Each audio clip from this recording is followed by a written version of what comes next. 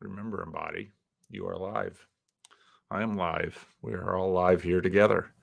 This is the first Friday of the month when we've had some interruptions the last couple months, do the bridges of, I muted that. There we go. Where we normally do the bridges of meaning, question and answer. This is sort of my form of question and answer. I take the questions and answers over here at the Bridges of Meaning Discord. If you'd like to ask a question, you'll have to first sign on to the Discord and be subject to them. So here is the link. I will put it right there in the chat. YouTube puts this silly. Somebody leave a comment. Anyway, I'm not gonna fuss about the interface. Yesterday, I've done a bunch of things. I did a thing with Kale on Wednesday, which is up on his channel. I did a thing with Burn Power to help him raise funds to get his library from Haines, Alaska to Tbilisi, Georgia, which was a tremendous amount of fun. We had a great time over on Burn's site. And so today we're doing question and answer at the Bridges of Meaning Discord. And I'm picking up questions from where I said no more questions for October 20. So it's been that long since we've done this, but here we are. Or did we do one? We didn't do one in November. Okay. Okay, BOM. Okay. All right. So I will pick up questions. I've got the chat on. Third dose of PVK today. Oh, Anselman, I feel for you, man. Too much PVK. Yosef and Curiosity Gun. Just doing some. I should put the.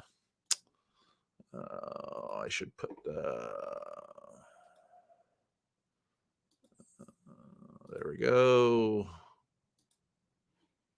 Now you can see it. So I'm over in the Discord and I'm pulling questions there. Yosef asks, was AI as promise or threat addressed much at ARC? Not that I recall. Now, as I mentioned in a number of the interviews, we sort of somebody yesterday, I think it was in Burn Powers thing, mentioned it sort of like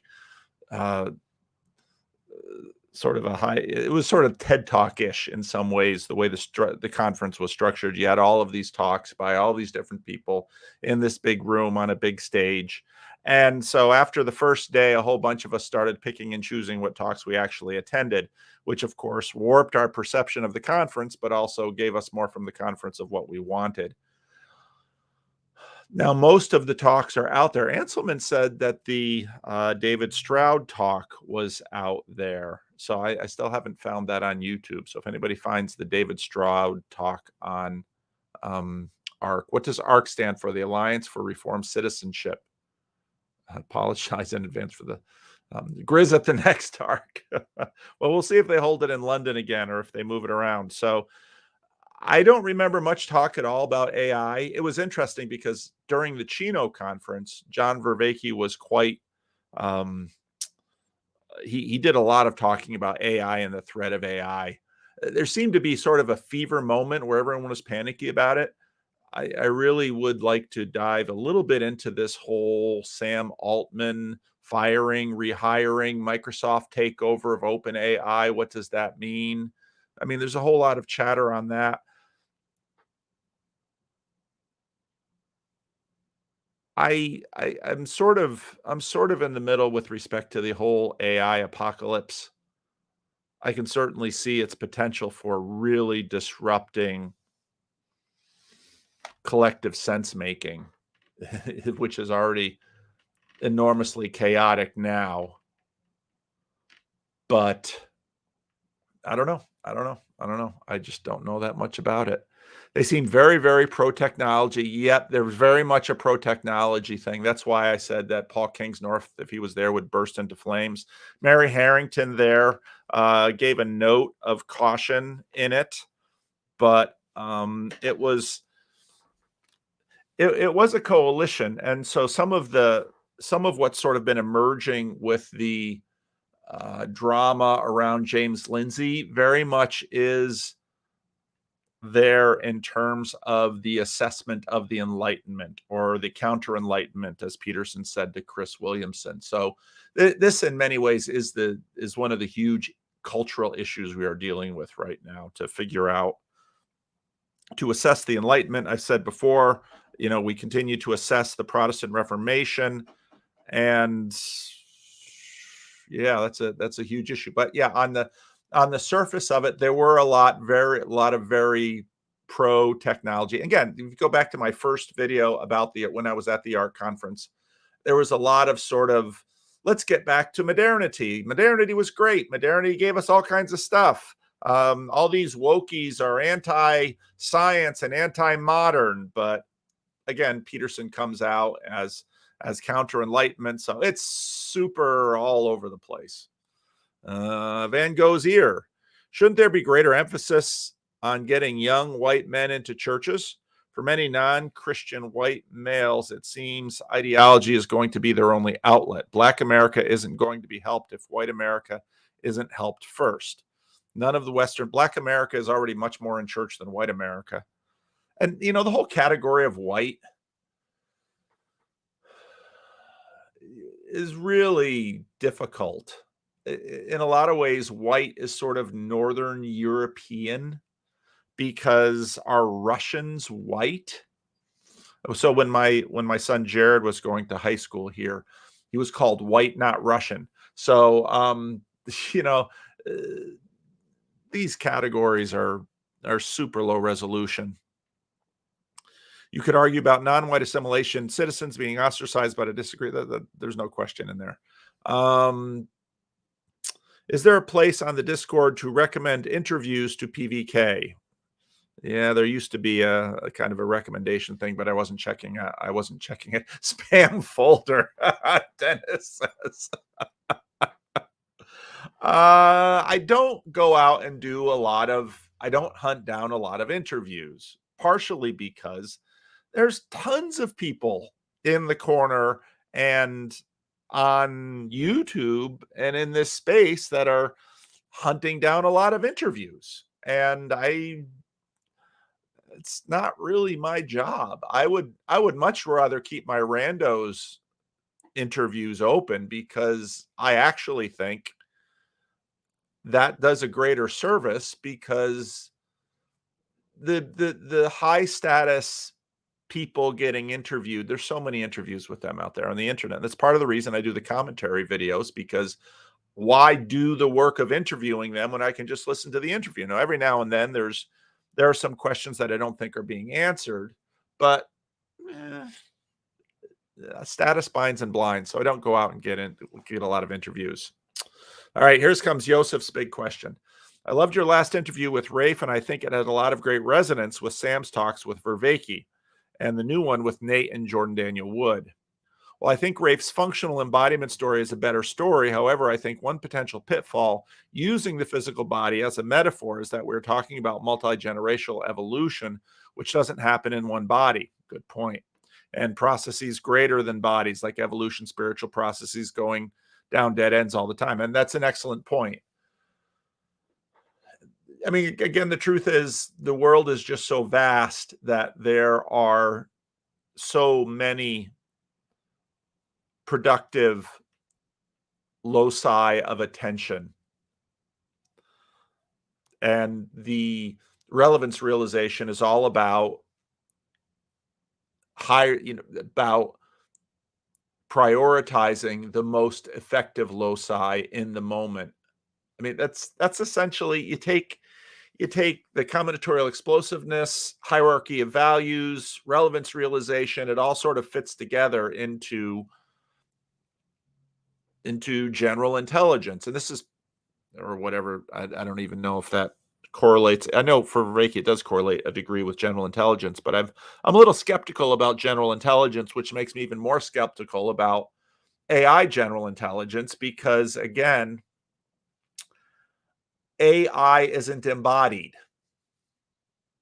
And general intelligence has everything to do about embodiedness and context.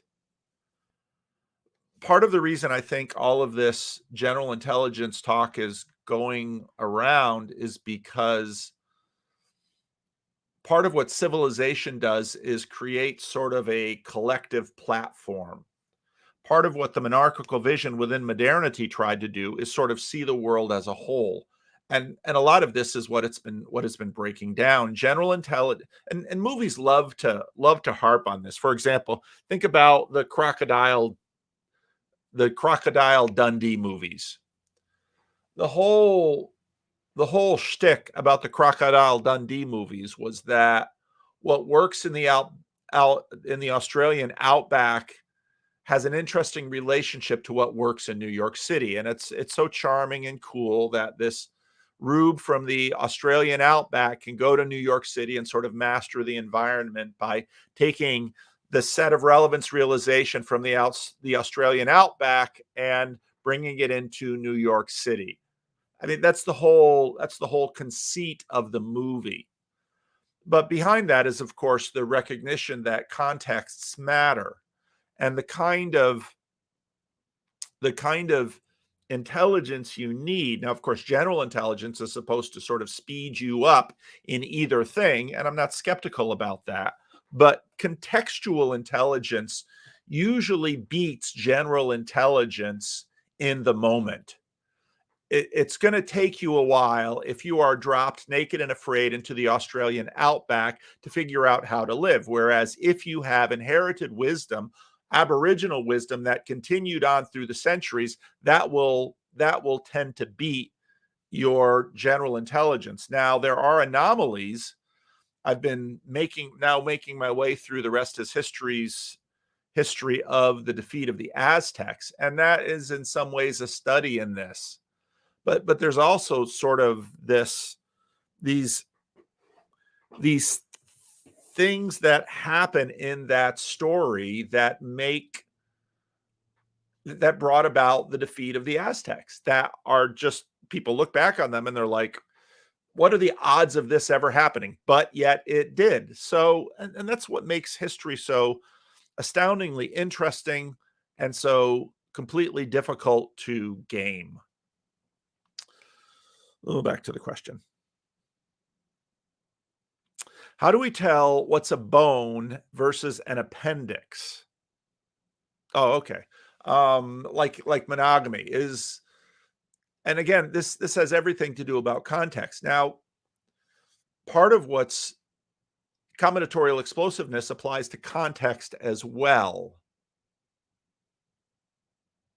Yeah, we've never had an upcycle interview. That's an excellent point, CJ. This is so freaking ADHD.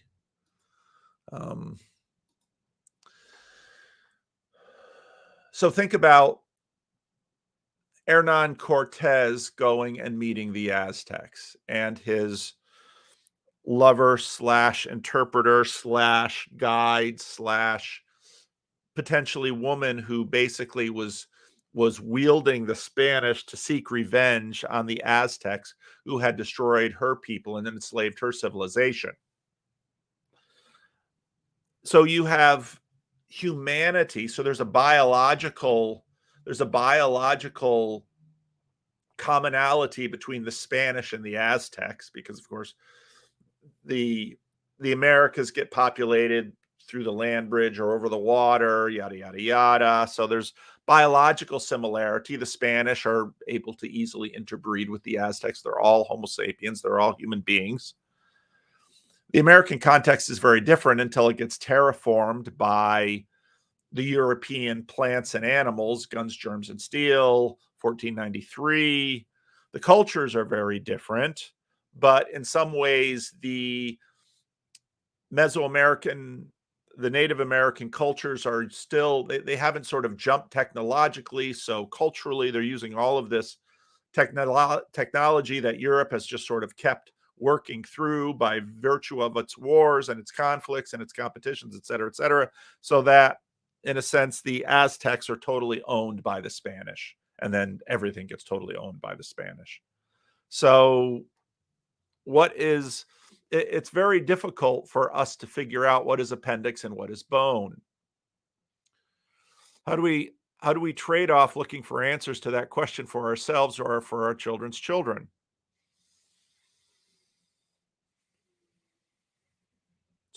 It's super difficult. And again, this is part of the reason why religion is so vitally important, because civilization sort of brings with it a body of knowledge. It's one way to think about a civilization. But religion tends to have received more attention and better documentation. And so I think that's part of the reason that religions are so foundational to civilizations, and there are deep connections between religions and civilizations. How does that change when we recognize that everything we have accumulated via evolution, including religious wisdom and institutions, is context dependent, evolved for a niche that no longer exists? This is, of course, the Brett Weinstein challenge. Yet we can't, as going back to your bone versus appendix, it's super hard for us. Yeah. Yeah. If I'm not paying much attention to the comments right now, because if I do, I'll never be able to answer questions because I'll interrupt myself. So these are all the issues, Joseph. I mean, you're asking all the right questions, and these are the issues for religious people in this context of hyper change. I remember listening to a great courses series on technology, and I remember that the person made the observation that for the last few centuries, so much change has come via technology. Well, even technology is too broad a word. Via physical industrial technology. I mean, almost all of these travails that we have over gender roles is because of these massive transformations. For example, the Industrial Revolution, and now the information revolution, and the increasing cyber revolution and transhumanism. It's just massive changes. And whereas maybe a change would happen in a generation or two, now changes are happening at the speed of decades and years. Already in 2024, 2014 feels like a long time ago in terms of a variety of technologies. And of course, AI is just only going to speed this up, which gets to that, what was that limit? That the great filter question about, this anxiety we have about at what point will one of our technologies do us in?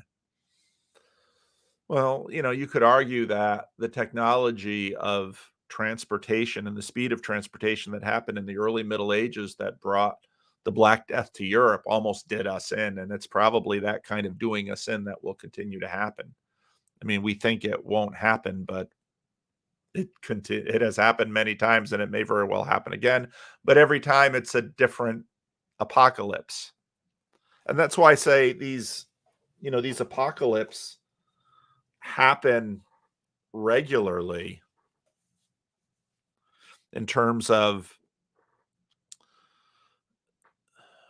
I've been in my sermon series, I've been sort of working this story from Hosea to Jesus.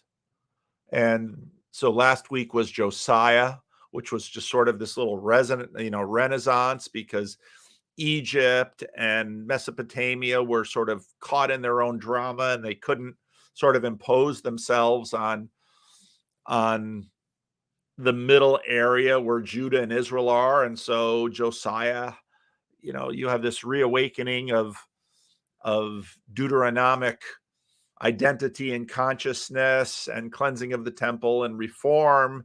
And then, of course, when Josiah goes up to try to, it makes perfect sense.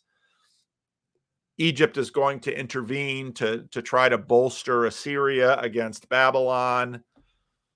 Of course, if you're a little guy in a geopolitical binary, you're always working one side against the other. We saw that during the Cold War. We see it to a degree now in terms of China versus the West. So Josiah goes up to try to stop Necho from bolstering Assyria against Babylon, and he's killed, and little Judah loses the battle. And even though Egypt doesn't prevail against Babylon, Egypt still has enough power to establish its hegemony. Its hegemony over Judah, and which lasts for a while until, of course, Babylon really resurges, and Nebuchadnezzar comes down and pushes Egypt back across the brook of Egypt, and then establishes its hegemony over Judah. And Judah, of course, doesn't do well in terms of its relations. Jehoiakim and is a disaster, and then Judah, of course, loses, and Jerusalem is destroyed. There's an apocalypse. There's the day of the Lord. These things come. These things comes to build. They always scale. They're large and they're small, and we have such a global world that probably when these, we saw it to a degree with COVID. COVID sort of pushed back globalism a bit. Borders shut down. Nations retreated to themselves. They tried different techniques with respect to COVID. So, we're going to continue to see that. And they're going to be bigger and smaller ones. There always are. But to point out, Everest was not always the tallest mountain and may not continue to be. Its telodic participation is bound in the moment of time. How can this be the final cause? I agree with Pageau's ARC speech that we need to keep making sure God is at the top and not some lower finality. But then I disagree with him on the Twitter spat that Rafe is responding to, because I think he's elevating his idea of truth to that very highest position as if we know the ultimate truth. Well, whether you're a religious person that believes you have a relationship with God and you get a certain amount of God right versus your other competing religions, or you're sort of a Petersonian Rafe Kelly skeptic that says, well, God is at least a functional category that is necessary for civilization. Those arguments work either way. Obviously, then your religious particularities just heighten the tension and the drama, because you're placing bets on who you believe God is versus who the others do. Is your God triune? Has your God been revealed in Jesus Christ? I mean, religious people lay bigger bets and therefore give bigger sacrifices and therefore potentially have bigger rewards and bigger losses. What is perennialism? That's a good question. You can ask YouTube. There's some competing definitions of it out there. Generally speaking, it's sort of a least common denominator religion, and it sort of gets contextualized in different religious traditions, but it tries to reduce the particularities of different religious traditions. Is the fall of the main line related to perennialism in your own view? The main line, the American mainline WASPy consensus in the middle of the 20th century, it's sort of like the great books, great tradition. That can be a sort of perennialism. And one could argue that Pageau's sort of going back to Plato, looking for a broad coalition, is a form of perennialism.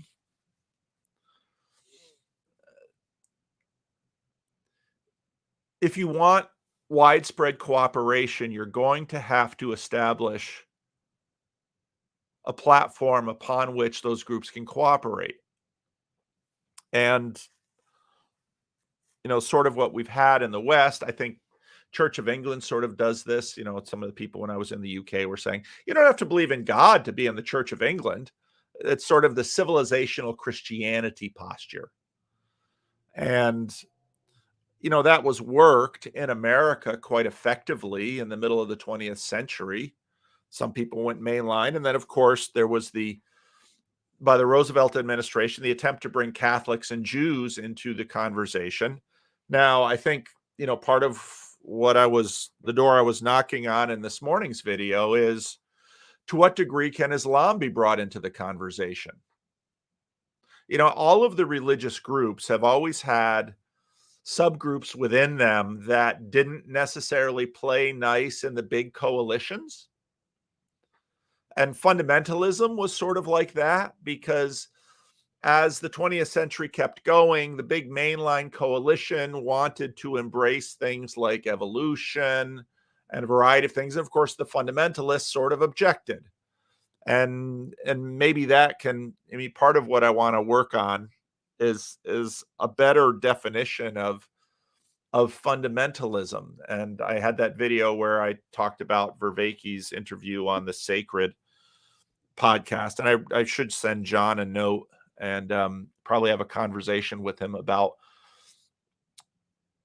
fundamentalism. Now, fundamentalism as a word is almost always used pejoratively. And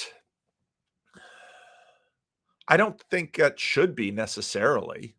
I think fundamentalists right now have let's talk about the appendix. I mean, one of the views for what the appendix is a place where you store gut bacteria.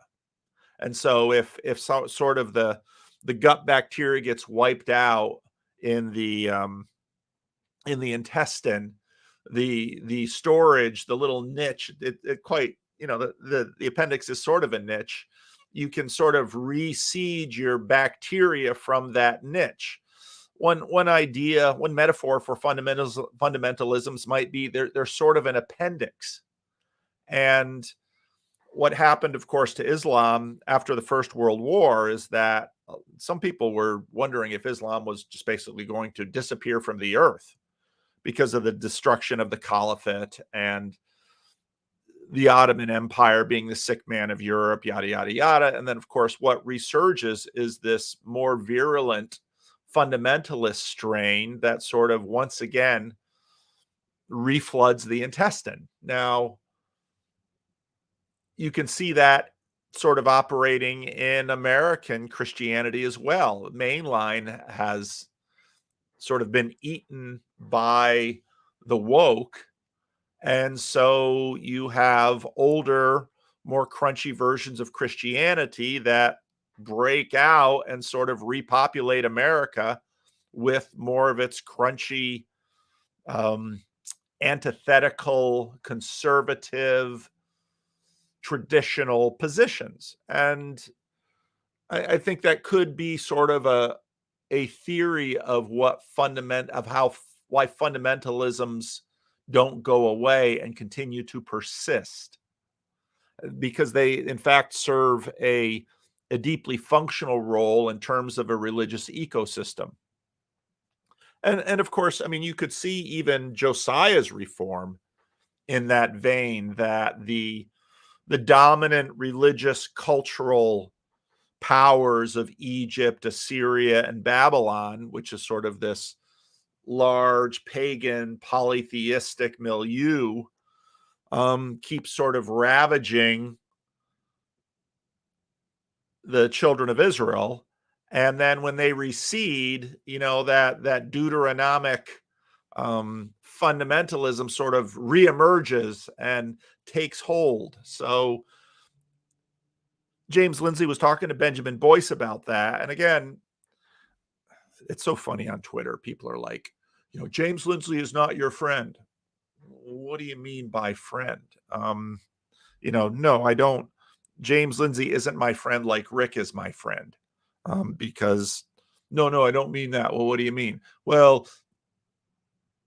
you're just sort of positing this culture war framework in which I have all these friends, allies, and foes. And I don't think that's necessarily the best way to posture all this stuff. Maybe it sounds objectifying, but I see these individuals that I mostly relate to on Twitter or YouTube more as resources. And I don't have to agree, or I can agree and disagree with James Lindsay, but I listen to what he says. And when I find an idea that is helpful, I'll pick it up and play with it. It's what I do. It's just, you act like you're playing Risk out there in the world with colors and a big board map and rolling dice. And it's like, it's just to me, sort of a silly way to deal with people in the culture war. You're not playing Risk.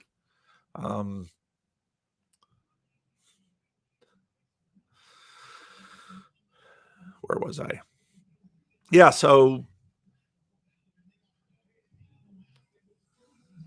there should be an ordinance on loud stereos. I can't. This is a live stream, so I can't mute everything. I don't know. Maybe you can't hear it in the mic. I can sure hear it with headphones on. So yeah, these things are continuing to go through the culture and go through our culture wars. What's your take on the Lindsay Pageau Twitter beef? Well, Jonathan backed off pretty quickly, which is smart, because again, it just doesn't make a lot of sense to do a lot of going back and forth over big ideas on Twitter. You're much better making a video about it where you can bring in a lot of nuance. And then people are like, well, Jonathan and James had a conversation before. Sure. And Jordan and Sam Harris and Brett Weinstein had a conversation. I think Benjamin Boyce did a real service with having James on so quickly, because he and James obviously are friends, and I mean real friends, not sort of allies in this Twitter Risk game that people want to play. And Benjamin, if you listen to it, Benjamin was sort of pushing back on James very slightly about sort of his classical liberal secularism. And Benjamin Boyce he doesn't talk about it that much on his channel. Benjamin Boyce has his own take on religion and his own interesting religious project that he's actually been sort of quietly undergoing, besides all of these videos with trans and detransitioners, et cetera, et cetera. And so Benjamin was just sort of pushing back against James on some of these things. But I found it to be a very helpful interview, because he basically got James to share with us why he's attacking the ortho bros and bras, because he basically sees the wokesters as being former, and there's a degree of validity to this, again, the wokesters as being reactionary former Christians. And so a lot of people became new atheists because they preferred sort of the secularity of secular humanism to the particularity of their religious tradition. Again, Sarah Hyder's in this. Aya, the apologist, the porn apologist, is in there. Ayan Hirsi Ali is in there. A lot of people deconstruct from sort of a fundamentalist Christianity that for some reason or another they get hurt, or it bites them, or they'd rather have the freedom of secular humanism and all of the nice little baubles that are out there with it. And to a certain degree, and I also like James was talking about sort of the inner church and the outer church in terms of the wokesters. There's kind of a hardcore down inside, and then there's a lot of people that are just sort of floating around in the culture, and they pick up woke ideas because all the cool kids are doing it. And he basically sees some of you are going to react to this, and I don't think it's necessarily fair or true, but there is some validity to it, that some of the ortho bros have basically done a reaction to secularity and wokeism. Yeah. And the problem with this thesis is that, again, one of the big video I didn't make that I talked about with Kale, one of the big problems with theory with respect to how humans operate is the forgetting of the very real reality of temperaments. Some people are just going to be reactive and they're going to have big swings. Look at someone like Mary Harrington. Mary Harrington, she was going by the name Sebastian for a while. She was wherever Mary Harrington goes, she's going to have the pedal down. I mean, some people have an accelerator that's kind of a nice, they're kind of moderated by their temperament. Other people, their accelerator's like a binary on-off switch. And so if Mary Harrington's going to go woke, she's going to go 100% woke. And then if Mary Harrington's going to be a reactionary feminist, she's going to be 100% reactionary feminist. And some people are just like that temperamentally. Look at somebody like Paul Kingsnorth. And it's often these kinds of people that get traction on social media and in the media because they stand out. They're exceptional. And so when the world catches a cold, they get pneumonia. And so there's going to be all of these dynamics.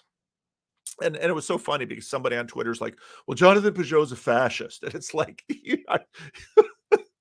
that is just, if you know Jonathan Pageau at all, Jonathan Pageau is about the furthest thing you're going to find from a fascist.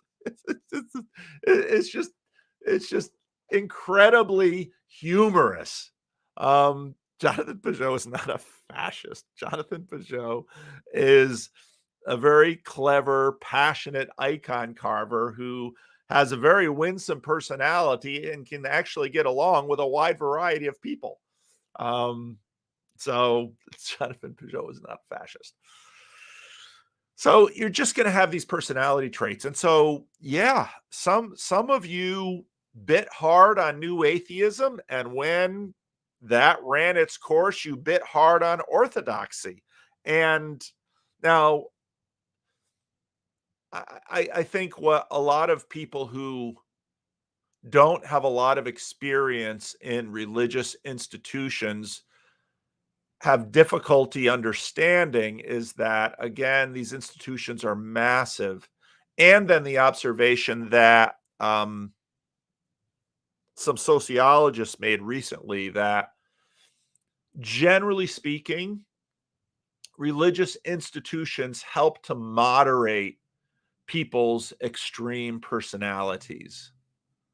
Because what religious institutions actually force many people who go into them as religious extremists to do is sort of settle down and realize there's a whole variety of people in your church or in your monastery or in your synagogue or in your religious community. And you also have the reality that other significant things happen in life that can either radicalize you or temper you. And that can be childbirth and raising a child, or just having more experience in the world and appreciating the diversity of human temperaments, et cetera, et cetera, et cetera. So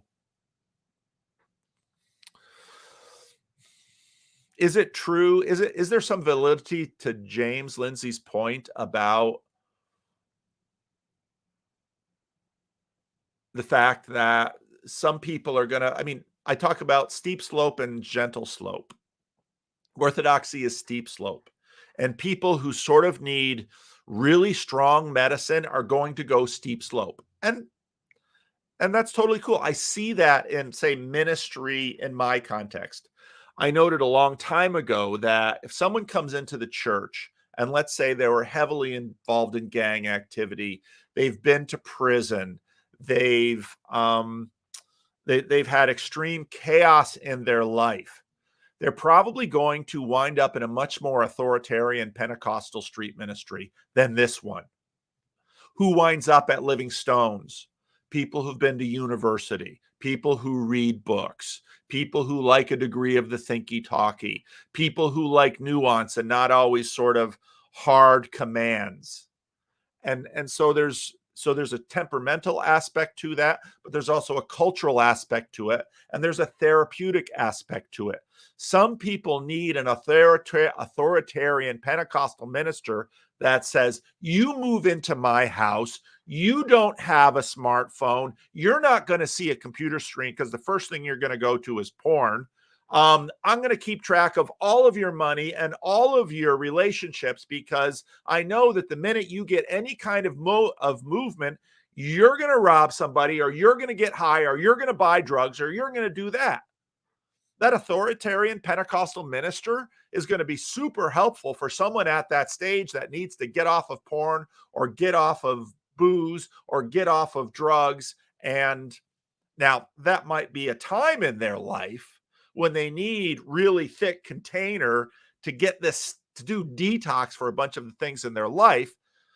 And what happens in religious traditions, at least old successful religious traditions, is that in time, you probably don't need the detox anymore. Now you can handle an internet connection. You can walk into a grocery store and not have to sort of focus in on the alcohol aisle. You can maybe relate to some people who you used to in the past who had drug problems, because you're stronger. I mean, alcoholics go through this all the time. You know, when you first get into AA, boy, you're hard. I have never met these so-called authoritarian Pentecostal ministers. That's because, Sam, maybe you don't hang out in the kind of neighborhoods I do, and go do some prison ministry. You'll find them. You'll find them. That's right. Come to Missouri. So, you know, when guys, and Chad can check me on this, my guess is that when guys go into AA, especially, you know, maybe they're getting out of detox in a hospital, or maybe they're just, you know, they need their sponsor is probably going to ride them hard. Now, after a while, when they get some time under their belt and they get some strength, well, then they can handle more of the world. But there are different churches for different groups, and that's why I say fundamentalism can be sort of like the appendix, to keep some of that gut bacteria alive as other things sort of wash through the system. How on earth did I get on that? Oh yeah, Lindsay Pageau. So yeah, and another piece of this is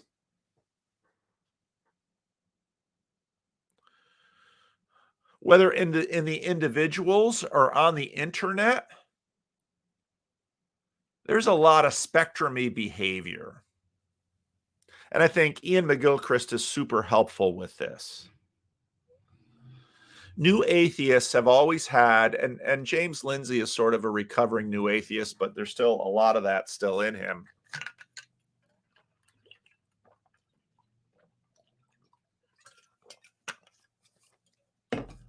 Boy, this is gonna jangle some people. New atheism was kind of autistic. Let's face it. Its approach to the world was super left-brained. You know, you sort of reduce everything to calculations. I mean, this is the rationality that John Vervaeke sort of deconstructs. New atheism was pretty autistic, even though some of the cleverest new atheists were definitely not autistic, but new atheism is kind of an autistic worldview. And when you listen to James Lindsay, some of that autism is in his critiques. You know, you're just sort of boiling everything down into these discrete cause and effect relationships. And that, in fact, is sort of the vision of that kind of worldview. And, you know, when Peterson sort of pushes back with his counter-enlightenment, or, you know, when you talk about combinatorial explosiveness, there's just way too many variables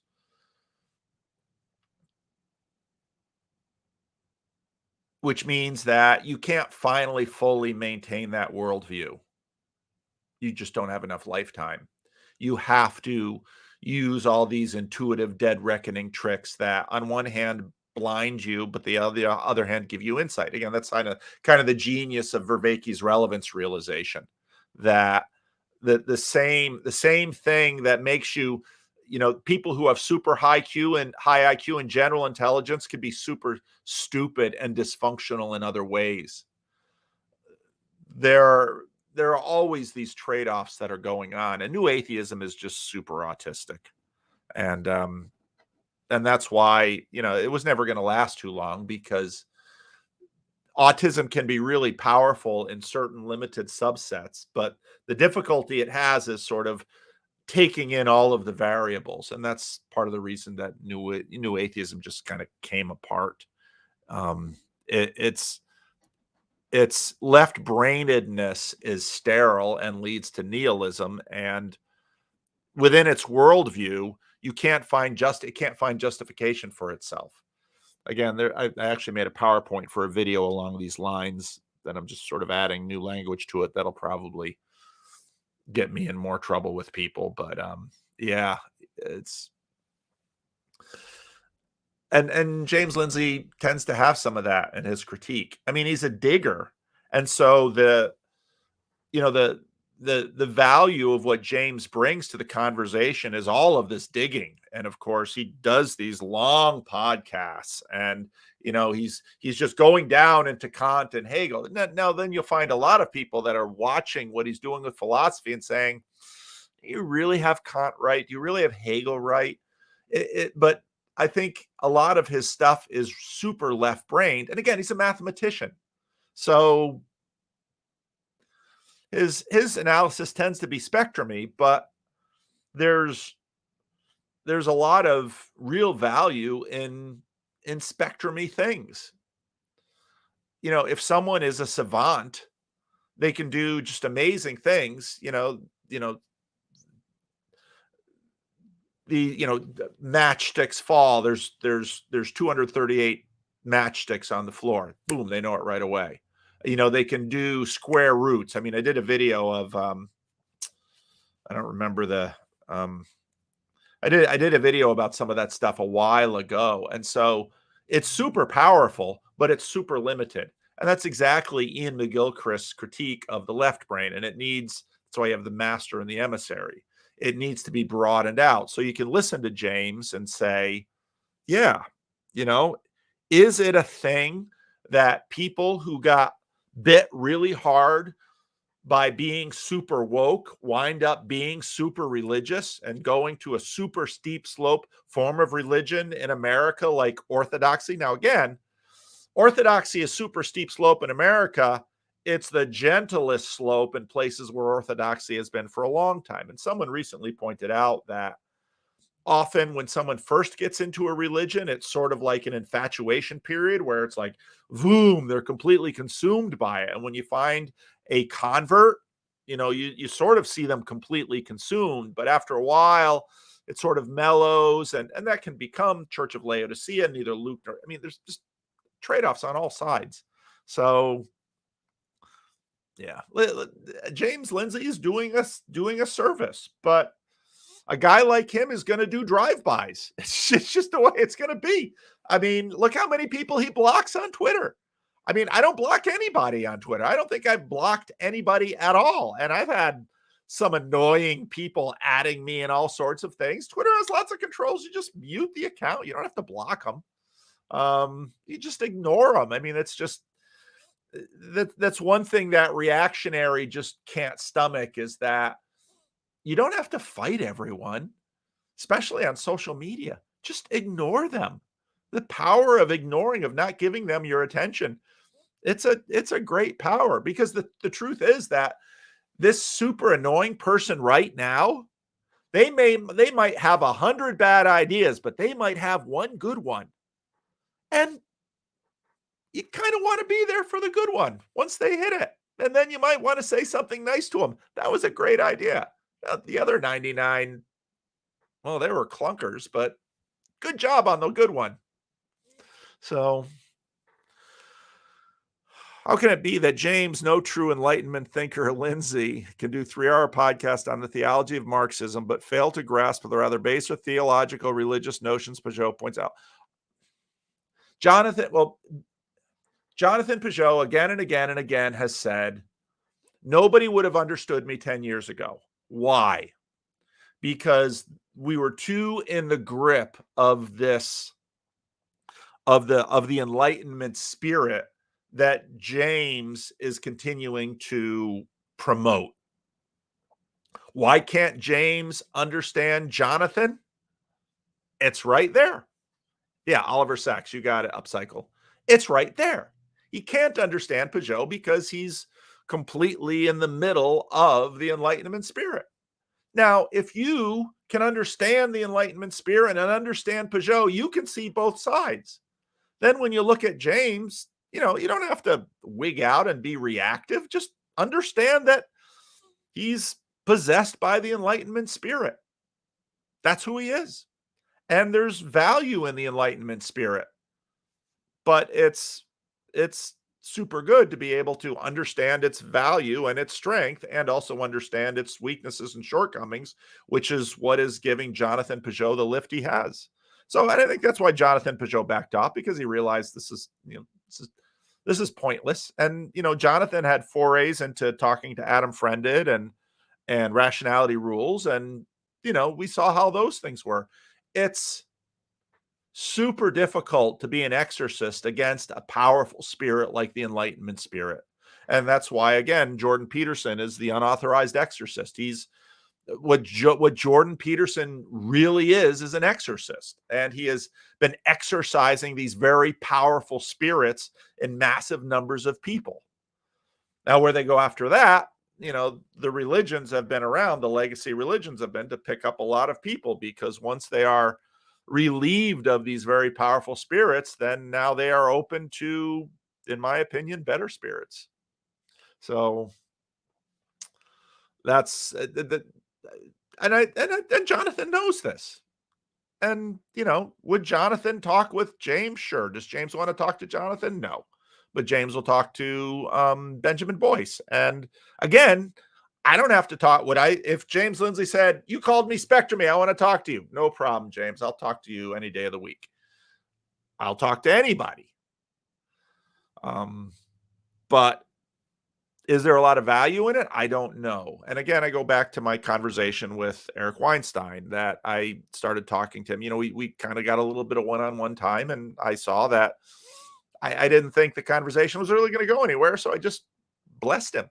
I said, can I bless you? And he said, sure. And it was wonderful. And it was great. So none of us are all things to all people. And wisdom is knowing where to spend your time and what to spend your time doing.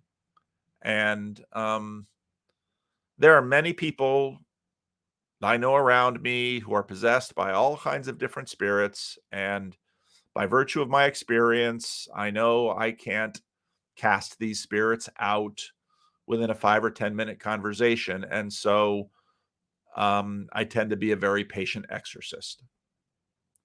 And again, to someone deep in the Enlightenment spirit, all that language, even those words, an exorcist, spirit, magic, that just triggers. And that's just it. When people have tons of triggers like that, then you just sort of walk around until God does something to sort of put them in a different space.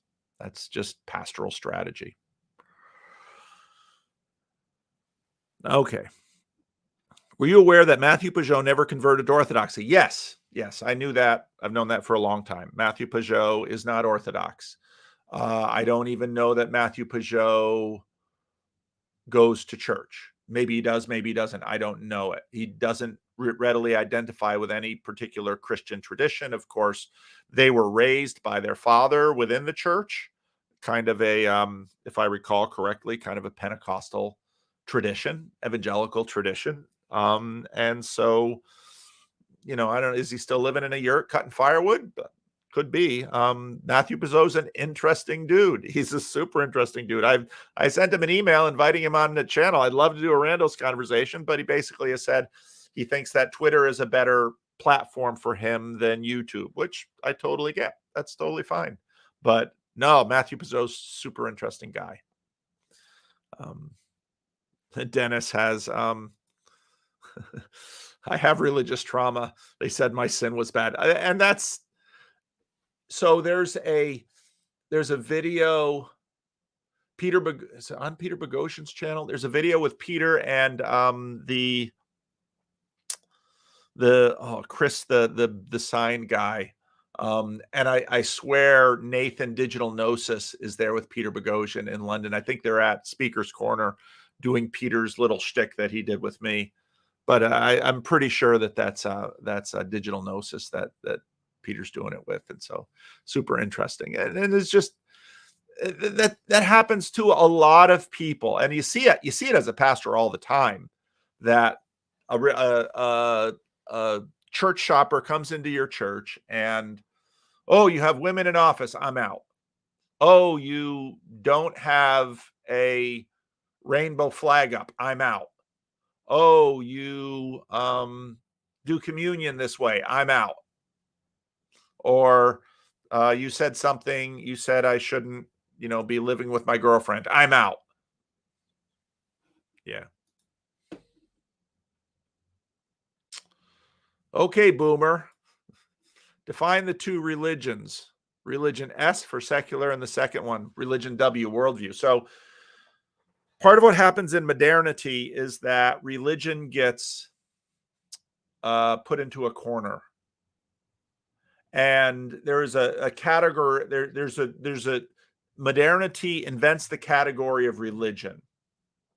And this is a super smart thing, because what it does is sort of say, well, all these things aren't religious. And lots of, I was taught in junior high, all of life is religion. I was taught that. It was just part of catechesis in the Christian Reformed Church. This game, so it was already a critique of modernity. This game that says atheists don't have religion is like white people don't have culture. It's this trick that the monarchical vision plays on people. It's the scientific lab leak. And so when you say religion has to do with holy books and churches and vestments and prayers, those are religious things, but cars aren't religious and politics isn't religious. And that move, so that's why I call it religion S. It's sort of containerized religion. But of course, your real religion is your operating system for the world. What is good? What is the chief end of man? What is, how should you live? That's all your religion. And of course, Tom Holland pulled the sheet over it when, were the Greeks religious? Well, they didn't work with the categories we did. Well, but they had temples and sacrifices and gods, et cetera, et cetera. Yeah, they were religious. So are we. So are the atheists. No, I don't do religion. And you see that breaking down. So in that amazing conversation on trigonometry with Sarah Hyder, I've only touched a bit of it. The whole conversation is amazing. Get to the end of it, she basically admits it. And that's what's happening. And so that's what's happening. The Enlightenment is passing away. Modernity is passing away. Now, am I super excited about that? No. Why? Because secularity gave us peace in the world and a way of dealing with a whole bunch of things. And there was a ton of Jesus smuggling and Jesus value smuggling that happened in secularity. And there's a lot of great things that happened from it. And so it going away makes me nervous, because it means that we're going to have more warfare with respect to religious ontology. And I'm not excited about that. So we'll have to see. We'll have to see. There you go, pineapple pizza. There's your answer. On my walking the dogs this morning, I was thinking about our Father prayer and God placing eternity in our hearts and memory. I was thinking, where do all these thoughts and memories sit or come from? That's what Jordan Peterson's asking. In some sense, it's absurd and incomprehensible to have all these memories and words and opinions, and yet there they are, seemingly readily available to use with care or malice. What are your thoughts on these three truths? The Lord's Prayer, eternity in our hearts and memory. I praise God for them. I think they're all part of being image bearers of God. And, part of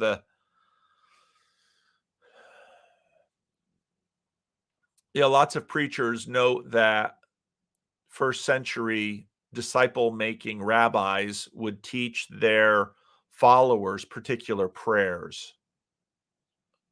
The Lord's Prayer is super compact. It's an amazing prayer. Some people have noted similarities to certain Jewish prayers. I think, and in terms of eternity in our hearts, and Augustine, our hearts are restless until they find their rest in God. It's in a sense the argument from desire deep down in us that we're restless. And Dostoevsky picks this up in Notes in the Underground. And memory, well, praise God for memory. I work in a church where I've got increasingly a number of people who have memory issues, and it's a cruel thing to watch. So devote that prayer to memory and let it ache in your heart. There's the three together. A feast is made for laughter, and wine makes merry, but money answereth all things. There's so much fun stuff in the book of Ecclesiastes. That's what's great about wisdom. Three things most forbidden in polite discussion is money, politics, and religion, probably because they're the most spiritual things we have. How can Christians better understand money without going the three most common and failed routes? Dave Ramsey's Money Management for Gummies, Joel Osteen, Give, You'll Get Prosperity nonsense of the backwards preacher who's biblically over yet biblically illiterate claims of you can't serve God and mammon. Do you think there needs to be a new, undiscovered approach that Christian West takes to money, or do we have one that secular people have simply discarded and simply needs to be polished up? Or do Christians need to learn something for once from the secularists?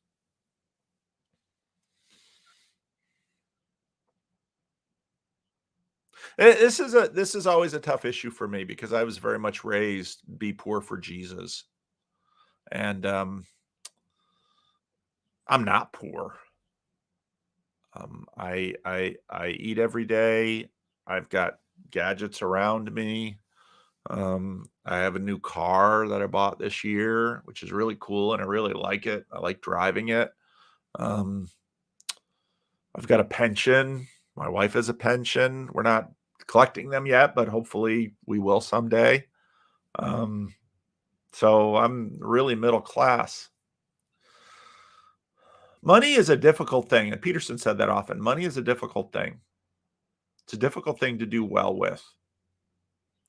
And people who do well with their money, and when I say do well with their money, I don't just mean can accumulate a lot of it, but I mean can accumulate it and put it to good use that blesses the world. I think that's what money is for, but money is tricky. Money, part of the reason that the love of money is the root of all kinds of evil is because money can very easily become idolatrous and God and mammon are sort of set side by side because they're sort of completely engrossing. And in some ways, secularism of the West worked so well for people with money and people with security, because so much of what drives us to God is desperation. And if you've got a lot of money, you don't feel a lot of desperation.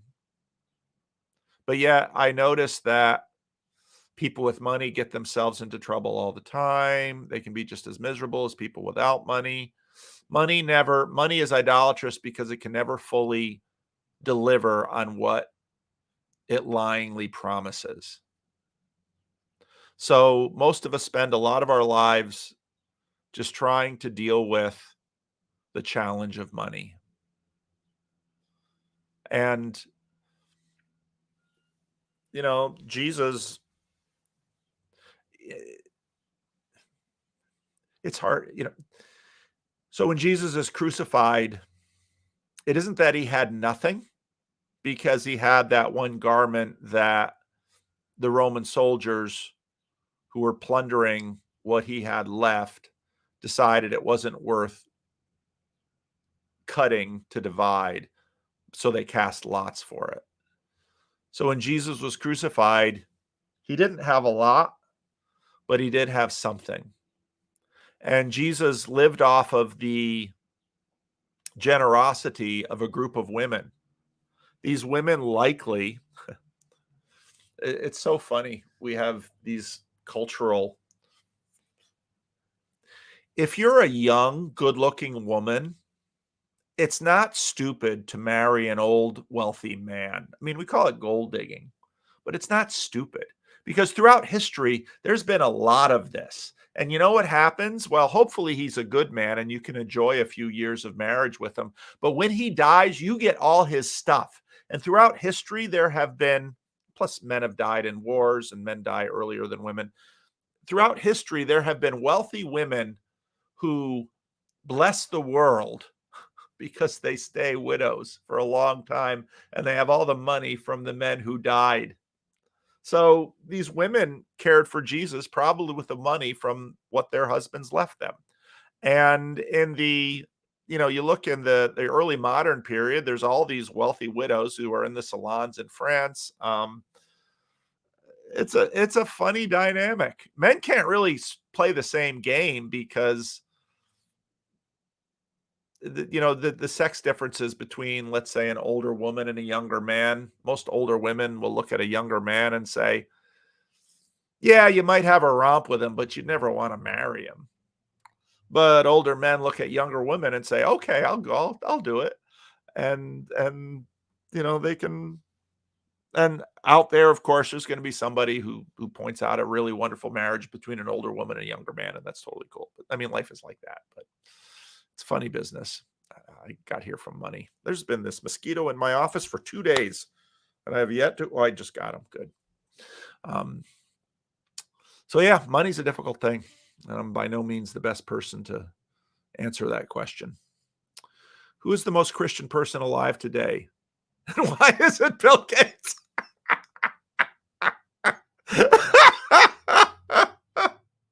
So Christians, conversation with me is still in the membership section. I'll spring it, possibly this weekend, maybe Saturday, depending on how many videos I make today. How would it? But first of all, it's always difficult to have a hierarchy like most Christian. I'm not saying such a hierarchy is impossible, but I certainly could never be the judge of it. And probably the best Christian alive today is someone that none of us know their name, and they might be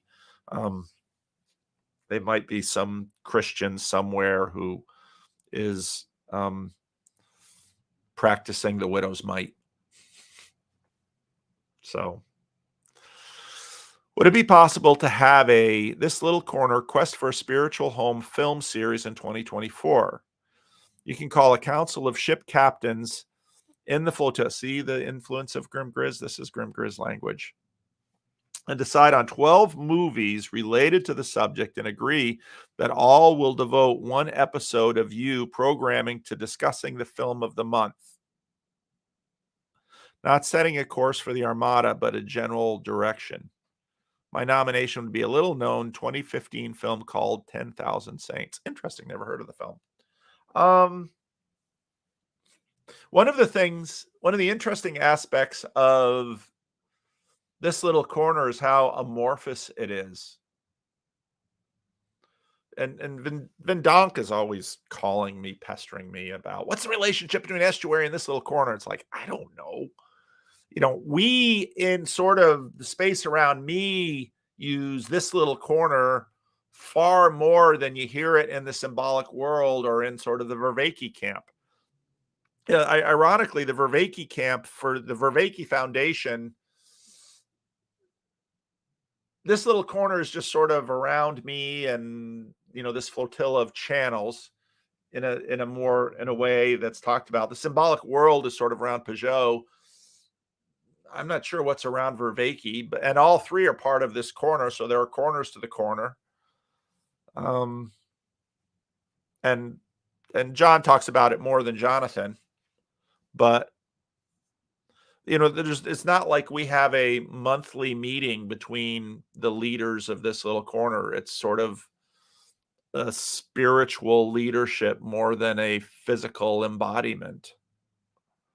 But it's a cool idea. And I'd say when you have a cool idea, see if you can get some traction on it and run with it.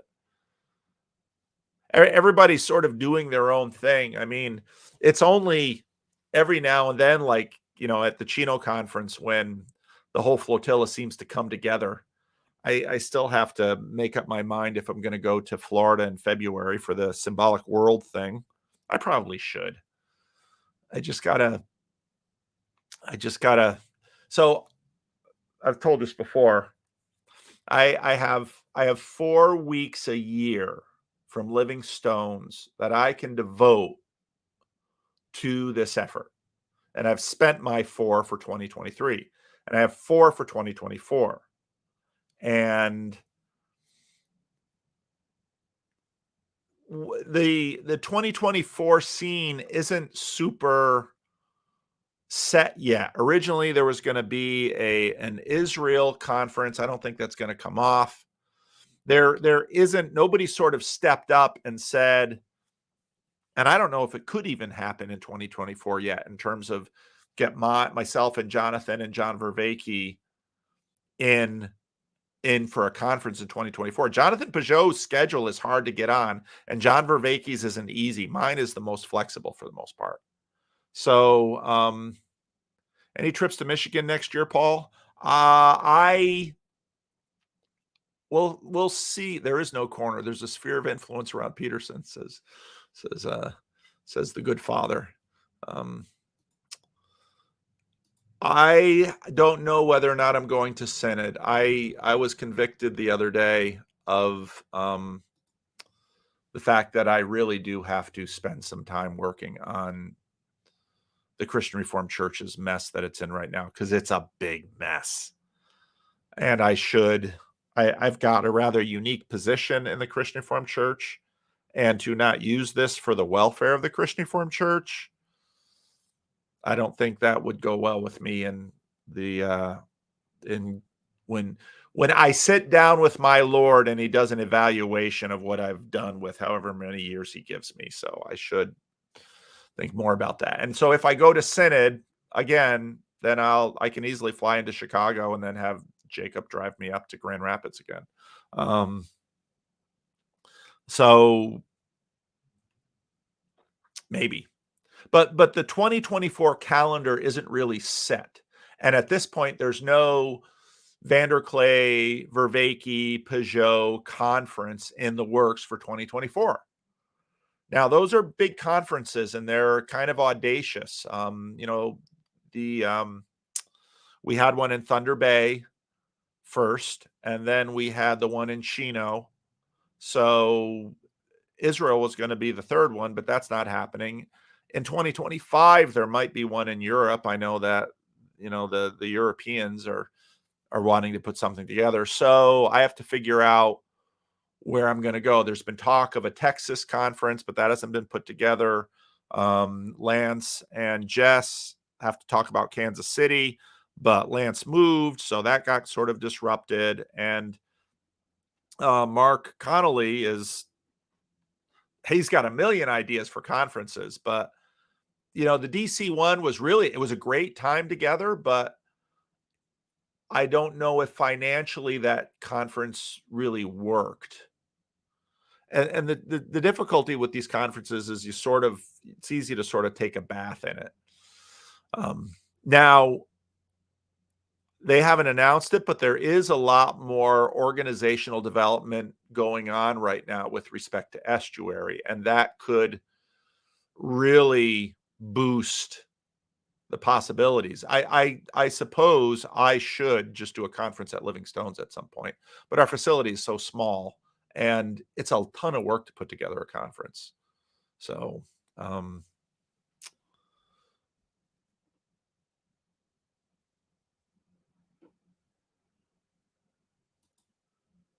nothing's more powerful than something.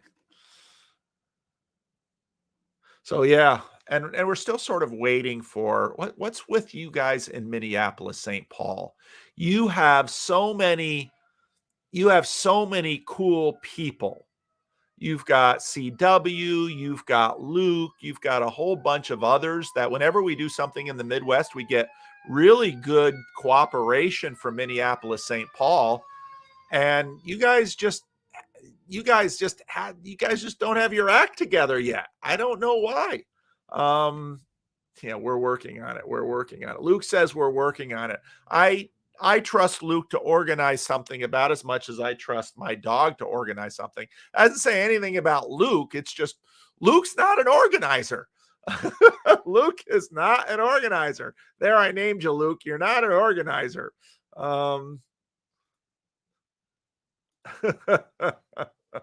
So yeah, Minneapolis. Too many babies to care for. Good for you. So yeah, so since we don't have a lot in 2024, maybe I should take one of my weeks and go to Florida. I should probably talk to but I've got a busy travel schedule in 2024 anyway, because I've got 2 weddings. Jared, my son, is engaged. Woohoo! And my oldest son, Philip, is engaged. And my oldest son is going to get married in Italy. So I'm going to have a trip to Italy. And that's going to be no work. I'm going to go see Pompeii. I'm going to see Florence. I'm going to see Rome. I am so excited about my Italian trip. But that's not, is ARC going to be annual? No, the next one is February 2025. That's right. Luke Thompson is an inspirer, not an organizer. That's exactly right. I need a Peter deal. Kiss the Pope's toe. So yeah, we've got some engagements. So I'm going to be doing some traveling 2025, but that's not my 4 weeks for this little corner. So I have to budget them out at some point. Anyway, where was I going with all of this? Yeah. It's up to you guys to organize stuff. It really is. Take initiative, organize something, take a risk. That's what people have done. I mean, Catherine did it. John Van Donk did it. Marcus and Joe did it. And again, I had a great time in DC. I have a great time at all of these events. But the great time is having to meet new people. You know, I got a chance to hang out a little bit with Michael Martin, the sociologist, got a chance to get to know Spencer Clavin a bit. And then Father Eric gave me a tour of some of those things there. And that was awesome. And, you know, Jacob sent me a text the other day that says, you need to pay more attention. You need to give more attention to Father Eric. So Father Eric, here you're getting more attention. I don't really feel like, like Father Eric needs my help. I think Father Eric is doing great all on his own. And I've yet to hear maybe I have to have Ted and a bunch of you on the channel. I have yet to hear a really good report from Arkansas. Did you take videos? Is there going to be stuff out there? So there was a conference I didn't get to go to, but that, you know, with Father Eric and Dr. Jim and Ted, awesome. So we need more events, and smaller events are great. It's just figuring out the economics of the events is difficult. And, you know, at this point too, John and Jonathan both have speaker fees, which at this point for them is totally understandable. I don't have one. I'll generally do something. If you can cover my cost, that's great. If there is an honorarium, that's helpful, but I'll usually just do it for cost. And in fact, sometimes I lose money on it, but it's super cool. Yeah, Father Eric is great. The videos are taking forever, but it was awesome. Can't wait to see them. So, all right. So that stuff's developing. New Stroud link. Oh, there it is. Good. I'm going to like it so I can find it again. 3 days ago. Good. That's a video I want to watch. Thank you, Joseph. If ARC comes to you, asked to contribute videos to their YouTube channel, would you contribute? Sure. So one of the things that happened at ARC was there's, I think I'm at liberty to say this. There's a guy named Eric, used to work for Jordan before Jordan went to Daily Wire, and Eric now works with John Vervaeke. He also worked at the ARC conference, and he had a brilliant idea to set up these little pods for YouTubers to make content there. And the content was both sort of owned by ARC, and then the YouTubers could use them on their own channels. And so when you see Dave Rubin in this little gray box, those are these pods that they set up. And that was a super idea. So I was offered space in there, and I talked with Nathan Jacobs, who Nathan and I still need to get together for our little post-ARC convo. We didn't find time to do one there, and I was a little concerned for some other things, so we're going to just do ours outside. But yeah, I would be more interested if ARC came to me and said, help us do Estuary-like community at our events. Yeah, well, now you're talking. Because the one thing ARC needed more of was process. The greatest thing about ARC was not the videos they put out. There's some good videos that they have. The greatest thing about ARC was they got the attention for 1,500 people. Not easy to get people. They got them in the same place, and they had their mostly undivided attention for 3 days. That is a huge accomplishment. And a lot of that is because of Jordan Peterson and his influence. Now they really have to think about how can you build relationships. If you really want to start a movement, the fabric of any movement are all the little relationships. So when, for example, we were designing the Chino conference, I told John Van Donk, you need to make sure some people are there. And one of those people is Grim Grizz. You need to make sure Grim Grizz is there. And whatever you need to do, give him a free ticket, give him some money. You need to make sure Grim Grizz is there, because if Grim Grizz is there, his presence there alone is going to shape the conference. And and so part of the cool thing about Chino, which was cool about ARC, which was cool about any in-person gathering, is you need to bring the right people there so that relationships can be cemented and grown. And so at ARC, my relationship with Rafe Kelly, my relationship with Glenn Scrivener, my relationship with Nate Heil, I've got to get some more of these artists on from the Pageau faction.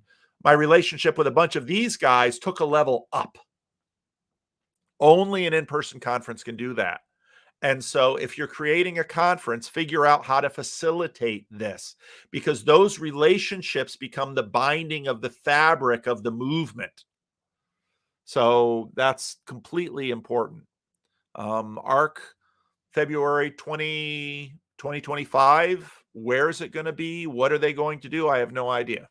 But they did some things already, and yeah, I'm really curious to see where it goes. All right. When's the interview with Jordan Cooper? Okay. So as some of you can see, I am making it a priority to do randos conversations. So I did a couple this week. I'm going to hopefully, Lord willing, do a couple next week. I want to keep doing these randos conversations. I think they're a key part of this. Part of the reason for the membership section, the $3 membership section, it's just $3 a month. less than a cup of coffee at Starbucks, less than a cup of coffee just about anywhere. Part of the reason for that Rando's membership section is I can put more Rando's conversations available to you. Many people don't want their Rando's conversation on the open internet. Rightfully so. And so the $3 membership section is the Rando's membership section where you can see the Rando's conversations. Now, some of them are going to go out to the full. And when people say, I want it on the full channel, I'll happily put it on the full channel. But a lot of other ones, and some of the really good ones, some of the best Rando's conversations I've had were never recorded and never shared because they're the most personal. Some of them were recorded and never shared, and I still have them. I just saw a tweet from Justin that he's working on the Estuary stuff again, which I'm super excited about because I think that documentary is going to be amazing.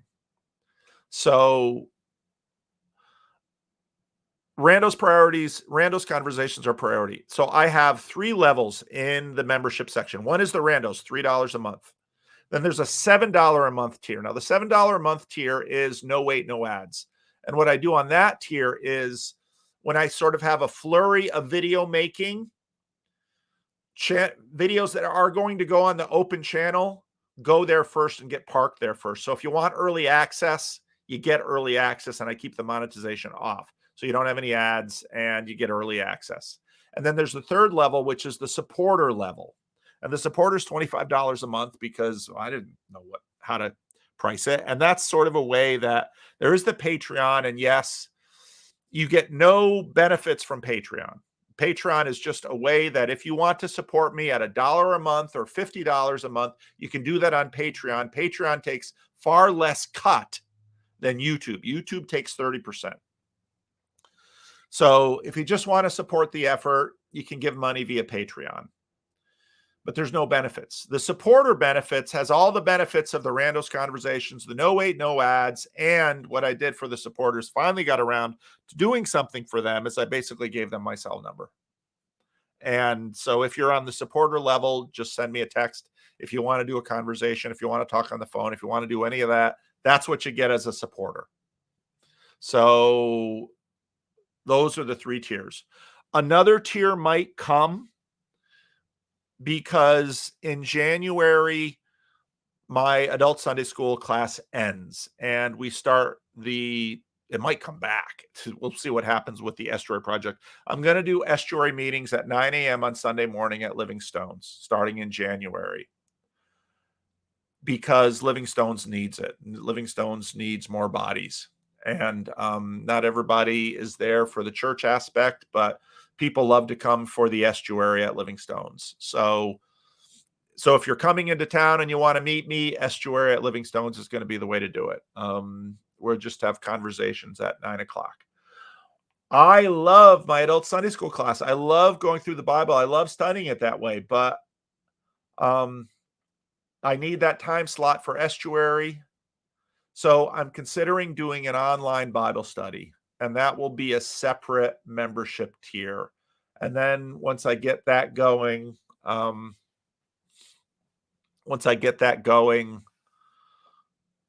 going to, I might start an online Bible study, and that's going to be paid. That's going to be in the membership section. And then I'll have to see whether those videos go out to the open internet or just stay in that membership section. Because what I don't want is just people coming into a Bible study online and trolling. That's a waste of my time. What I do want are smaller Bible studies, 4 to 8 people who are serious about it. And one of the things that asking for a financial commitment means is people take it seriously. So, and that's sort of a way to be on the internet and not just have it be a just have it be crazy.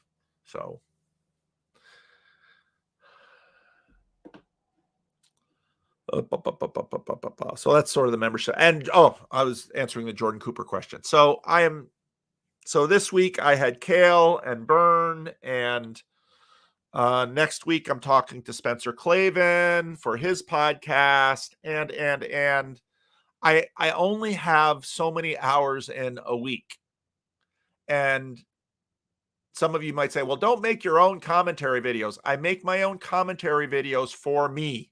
That's sort of a therapeutic practice of mine, to get stuff out of just between my ears and out of my mouth and out there into the world to think with you. So Jordan Cooper, I want to do another conversation with Jordan Cooper. I've got a few other people out there who I want to talk to, but it's just all scheduling. And now we're into the Christmas season, and I only have certain number of hours a week that I can devote to this. And you already get a lot, but I want to talk to Jordan Cooper. I really enjoyed my conversation with Jordan Cooper. I want to talk to him again, but I just got to fit it into my schedule. And I've got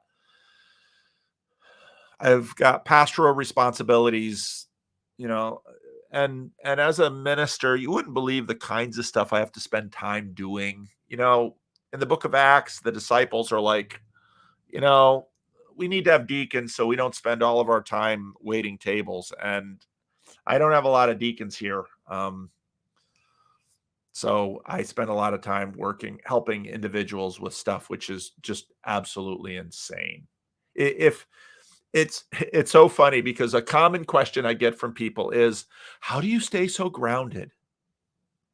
And it's like, if you only had a view of my normal life as a pastor in a local church, you would know why. it's my life,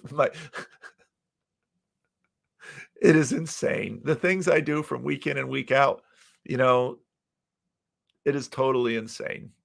But it keeps me grounded, and I love it. I actually love it. There are many Sunday afternoons when I come home from church, I just shake my head and laugh because I've had the most insane Sunday morning, but it was absolutely a delight. And part of what, when I think about what happens when you become a celebrity, it's terrible. So God keep me from being a celebrity. All right. So I want to talk to Jordan Cooper.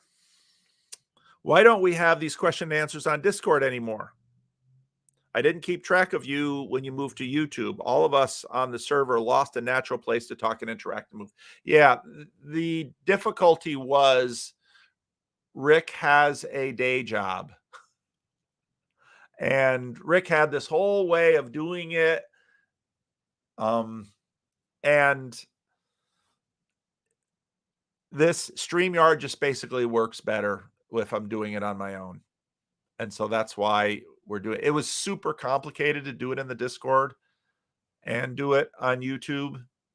And so that's why I do it on StreamYard, because it's easy, because I can do it. It was super complex, and and Rick, of course, could manage all of those technical issues, but that meant that Rick had to come down here on Friday morning and spend pretty much all Friday morning here, which was fun because we do things together. But Rick got a job a couple of years ago, and Rick's a human being like the rest of us, has to make money and, buy motorcycles and do Rick things. So, that's the way I went. What do you think of Aldous Huxley? Don't know a tremendous amount about him. Read Brave New World a few times. Someone at church wants to do outreach for drug users. The current idea is to approach drug users on the streets of New York City. This is not a well-developed idea. You are right. It is not a well-developed idea. But you could start with that. I mean, that's not a bad way to start, because if you want to minister to people, get to know them. How do you get to know them? You sit down with them and listen to them and watch them. That's how you get to know them. So, I'd say if you're going to start something, it's not a bad way to start. Maybe 5 years from now, you'll have an idea how to be helpful. But there are dumber ways to start than to go and find them and hang out with them and learn their world. But I got to warn you,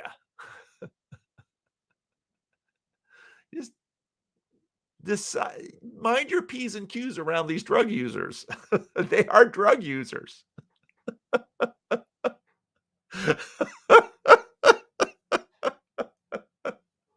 Oh, I love Christians. They're great. They're so idealistic. Let's go help the drug users. Please do. Just don't do stupid things. Be careful. But yeah, go go hang out with people. If you want to help somebody, first you have to know them, and it takes a while to know them. And then if you spend your time with them and you love them, at some point you'll probably figure out how to be helpful. So I love it. I absolutely love it. How do you explain someone like me who was religiously followed Jordan Peterson since 2017, but hasn't made significant changes in behaviors concerning discipline and self-image? Oh, that's a great question, Tom. Well, I don't think I'm not surprised, because you're just watching stuff on screens.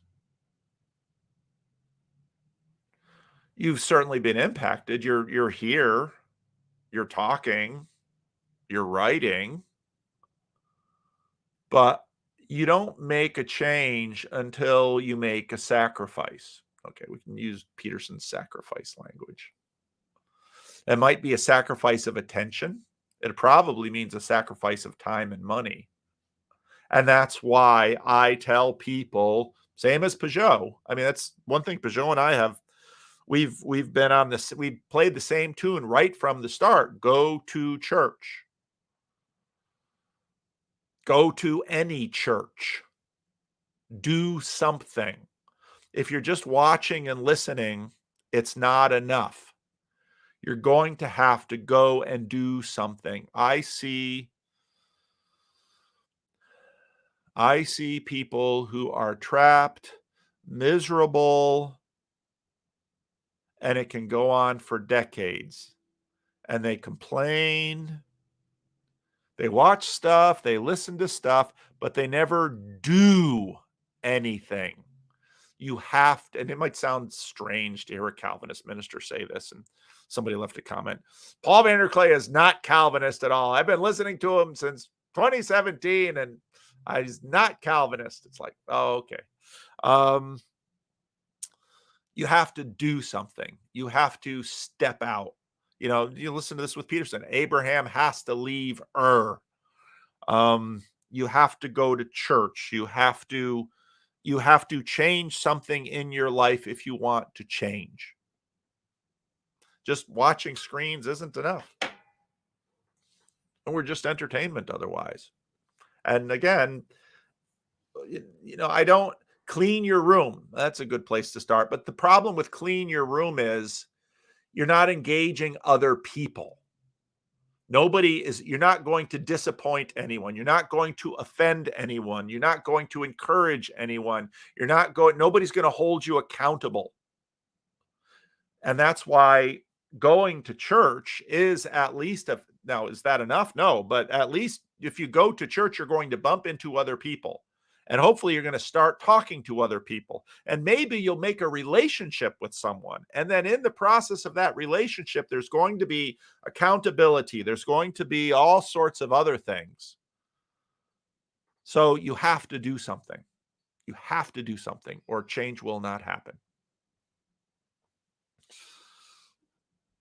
There you go. Work the turkey wheel at the. I have no. What is a turkey wheel? I don't know what a turkey wheel is. It's an 8K.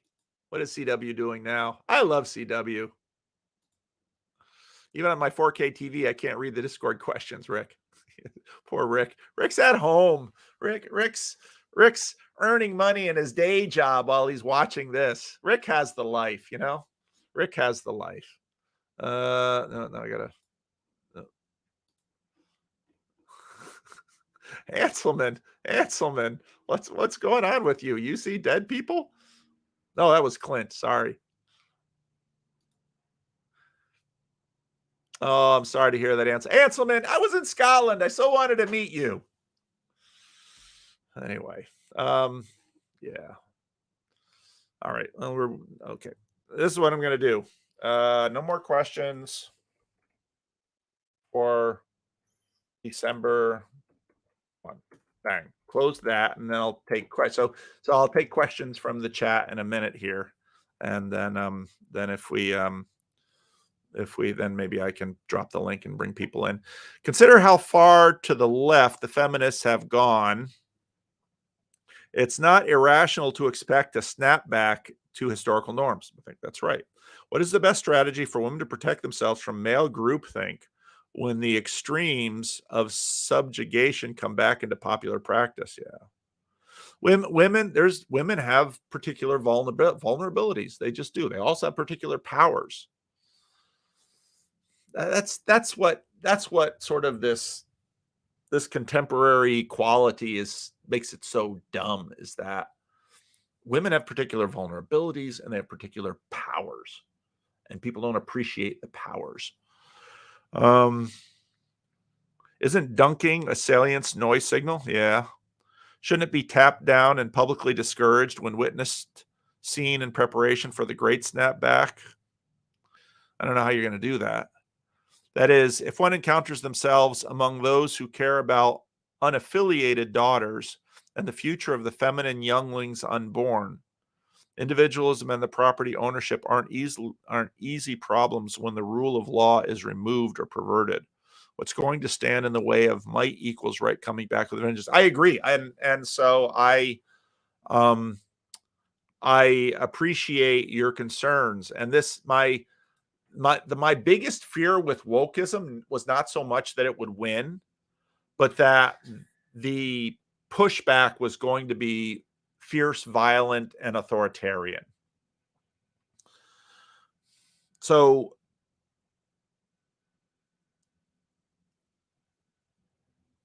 I am a moderate in many respects. I think generally speaking, that a lot of the stuff that has happened with respect to women's rights and gay rights overall have been a plus for our world. I made sure my daughters got education. I understand that them having some financial security is really important. And I want my daughters to have the privilege of motherhood someday. Now, I want them to marry and be mothers. But, in my case, my wife, it comes to a certain point when people don't need their moms at home all the time anymore, even though my wife would love it if I made enough money so she didn't have to go to work. She would love that.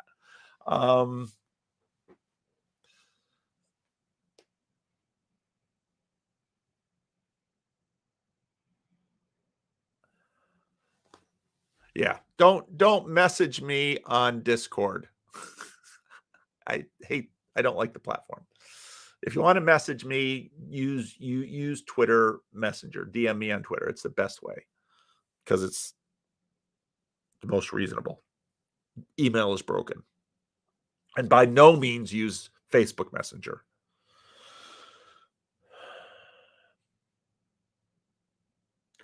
I think a lot of the adaptations that have happened have been necessary because of the changes in society overall. And so the challenges are now figuring out how to deal with the context that we have. So I'm a moderate on all these things. I don't think we should block women from the workplace or from using their gifts in all sorts of roles and places. I don't think that at all. I think it's great that individual women have opportunities to use their gifts, their and all sorts of gifts in all sorts of different ways. And I think Peterson is right that societies that encourage women to use their gifts are stronger societies. But yet at the same time, figuring out how to do that without creating the kinds of problems we have today, where there is not enough cultural incentive and motivation to encourage women to the path of childbearing and motherhood, which is an extraordinary gift. How are Twitter DMs better than email? See, because there are less of them, because there's no spam in my Twitter DMs, and they're brief, mostly.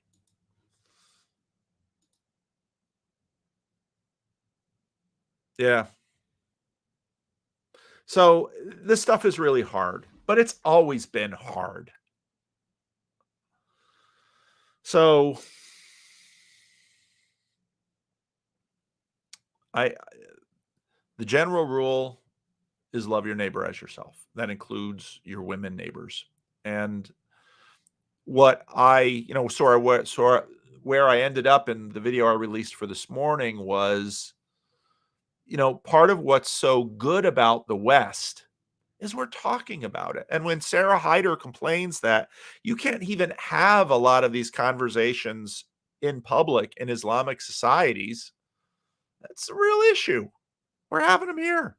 So, yeah, it's hard, but we have to, women have particular vulnerabilities that have to be, as a society, protected.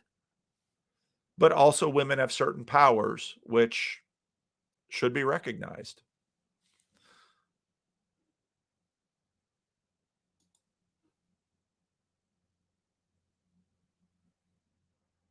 Well, yeah, you can always blame the other side. I don't know what that gets you. I don't know what that gets you. I mean, it's like complaining. Go ahead, complain. Complain all you want. You'll burn out the ears of the people around you. You'll lose status. You'll lose credibility. You can complain. If not for the modernist physicalist conception of truth, would Peterson's live as if God exists be indistinguishable from normal Christian faith? Interesting.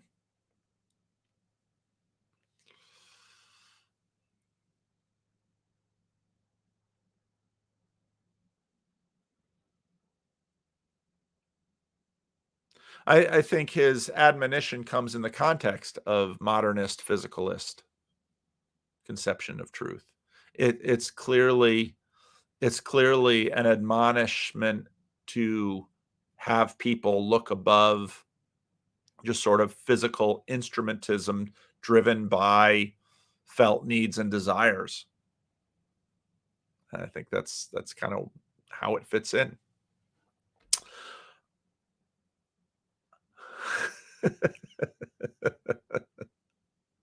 All right, time for questions from the chat. Ooh, 3 new members. Awesome.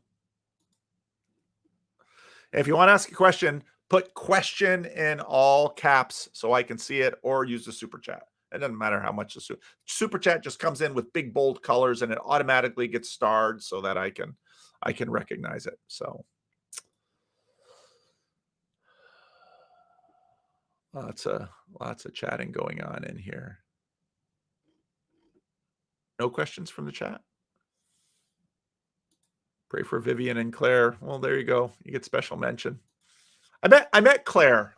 Claire came to the meetup in London, and she was wonderful. She was a delight to have in the group. And this is in the video recently. I said, an internet persona. We have internet personas. They're sort of internet subpersonalities, and not the same as our full personality. So to meet somebody in person is always way more okay. Father Eric, why wouldn't you come and hang out in Florida? Because I have 4 weeks for this, and I've got to use them wisely. That's why. Florida sounds great. Thank you, Kate, for becoming a YouTube member. Thank you, Mark, for becoming a YouTube member. Thank you, Jan, for becoming a YouTube member. Thank you, Matthew, for becoming a YouTube member. Awesome. Corey and I should be there. Yeah, it's going to be a gathering. All right, Corey. Are you following the John Vervaeke, Jonathan Pageau conversations with DC Schindler? What do you make of that stuff? It feels important, but so much over my head. I've followed them to a degree, but there's so much stuff to follow. I mean, DC Schindler is obviously an important thinker. And so I've watched them, but they haven't colonized me like some other things have. What is the case against women in office, Pastor Paul? I think it's sort of a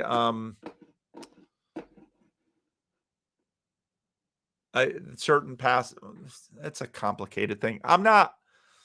My position is I am against blocking women from office. I think women that aspire to church office should be allowed to pursue it.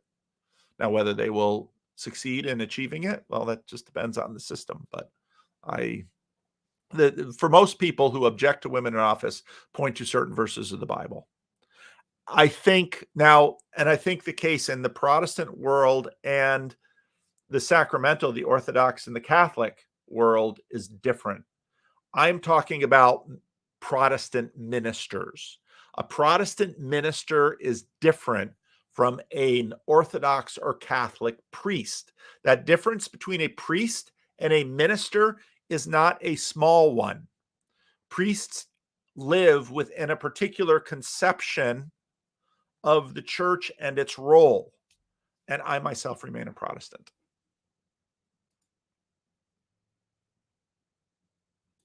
I love it when we pray for each other. Yes, come to Florida. Question. Did you finish Hans Mueller's book? No, I didn't. I got to keep going in it. Freaking philosophers. A lot of philosophers just don't really write that well. And it's a second language for him, obviously. But I think the schema, the prophilicity idea is super important. And I think his nomenclature around sincerity, authenticity, prophilicity is really helpful in terms of tracking this. But I haven't finished his book. Do you think female pastors can be justified by reckoning they under the male headship of apostolic teaching? Oh, that's interesting. I think there's probably, I don't, it was interesting when I was studying Josiah, they looked for a prophet and it was a woman, Huldah. I think God gives gifts to men and women to use for the church. And to me, the strongest proof text of women leadership in church is Lydia in the book of Acts. It's never mentioned, but to me, it's clear. Paul welcomed the hospitality of Lydia. Lydia was likely the leader of the church of Philippi. It's my take. Has your wife found a suitable music stand for her classroom? I don't think so. Do you intend to make more joint videos? I'm trying to lure my wife to Florida for the Symbolic World Conference. She probably won't go to the conference at all. But it's like, honey, you want to fly to Florida and at least, hang out in a hotel so that I'm sure she will show up. Question. Can you discuss Christianity as an antidote to narcissistic pattern demon? Oh yeah. It's, the whole idea of, being a living sacrifice is completely the opposite of narcissism. to be a disciple of Christ, to be the least. There's so many things in Christianity where it's kenosis. It's you empty yourself. You become the bottom. You become subject. You become the servant of all. It's completely the opposite of narcissism. Can you give a pitch of what Estuary is and why it's important, please? Estuary is a place to have meaningful conversations. And you need that. Where else are you having meaningful in-person conversations? With whom can you talk about these kinds of things? Now, maybe you can talk about them at home with your wife or your husband. That's awesome. But you want to expand the circle at all? Do you want to have new friends? Do you want to have, this is way more fun to do together. I mean, when I talk to Rick, we can talk about Grim Grizz, we can talk about Chad. There's a whole community. It's no fun playing community alone or playing it with a screen. Go make some friends. Learn how to have a good conversation. If someone was considering becoming a preacher or a pastor but not affiliated with a specific church, how would you assess their intention? And is there any resource to point to? I don't think, to me, that makes just no sense. Because being a church leader is a function of that community. And my advice would be, find a church that you can stomach and start getting involved. The best way to grow in leadership is to grow up in leadership organically in a church. In the Christian Reformed Church, you can't become a Christian minister without a recommendation from a Christian minister that says, you've been in this church. You have learned basic Christianity in a church. You have learned how to be a servant. Because if you're going to be the servant of a congregation, the only way to start is by being a servant in a church. It is weird to feel that women pastors are fine, but women priests are weird. No, I think that's totally true. I totally get that. To me, that makes perfect sense, because a priest is a different thing than a Protestant minister. The whole conceptualization is different. Now, the Anglicans, you Anglicans, I don't know what's up with you. I mean, it's Anglicanism is a weird cultural thing, but because they sort of, the Anglicans are always just sort of trying to have it both ways. Women in office, who votes on that? Church people. Question: what topics would be best for a future TLC conference? I think just follow the various conversations that are going on in the videos. And I think bring in, so part of what Catherine established in Thunder Bay, which I think was good, is that she brought in someone local and outside. I think our potential for, and Mark Connolly has been doing the best with this, our potential for new voices is great. Jason Baxter, who wrote these books on C.S. Lewis, or Konstantin Kisin, or Tom Holland, or Chris Williamson's living in Texas now. I mean, Chris Williamson's a natural. His channel has grown so much, I don't know what kind of speaker fee he would need. There's so many cool people. I mean, that's why YouTube is so cool.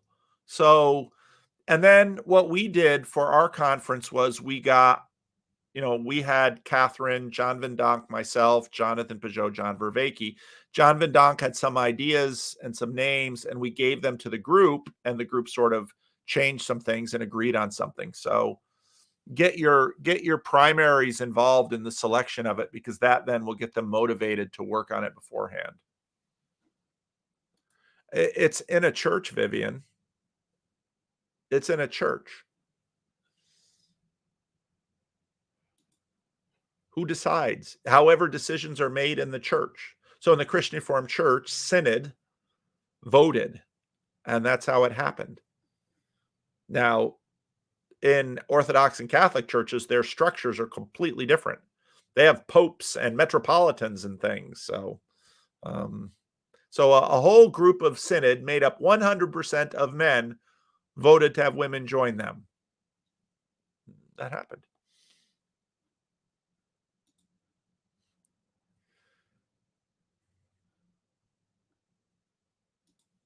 Yes, the father is a male figure. Talk to talk to Jacob about women rabbis. It's a fun conversation with Jacob.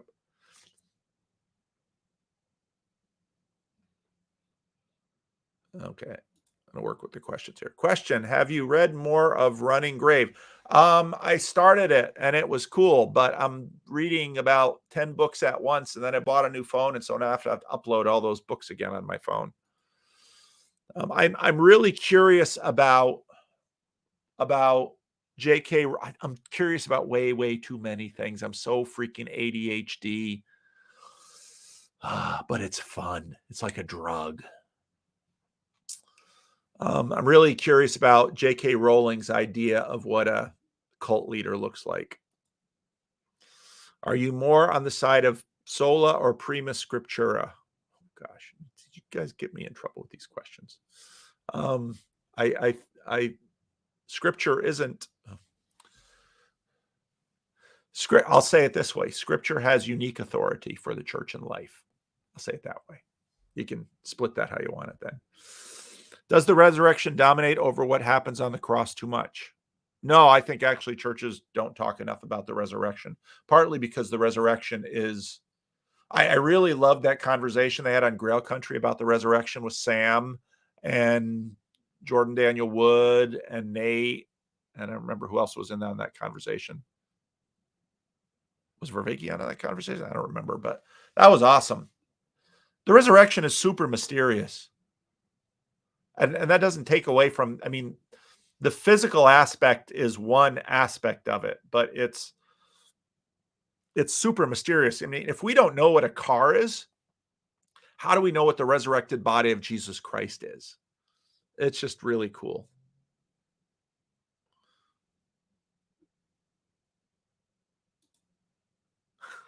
Wonderful. Have you read Lilith? I have 2 copies of it because people keep sending. If you want me to read Lilith, please don't send me another hard copy. I've already got a number of copies of Lilith. I have not read it. I kind of want to. I tried reading it. I actually bought it when I was in seminary and found it difficult. So I should probably try again. Ooh, Upcycle. Hey, thanks, Upcycle. Upcycle's such a generous supporter of this little corner. Question: what is the proper fear of God?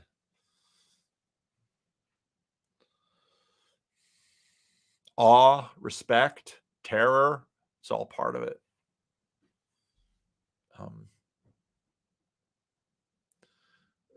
Terror and fear have a way of dominating our attention.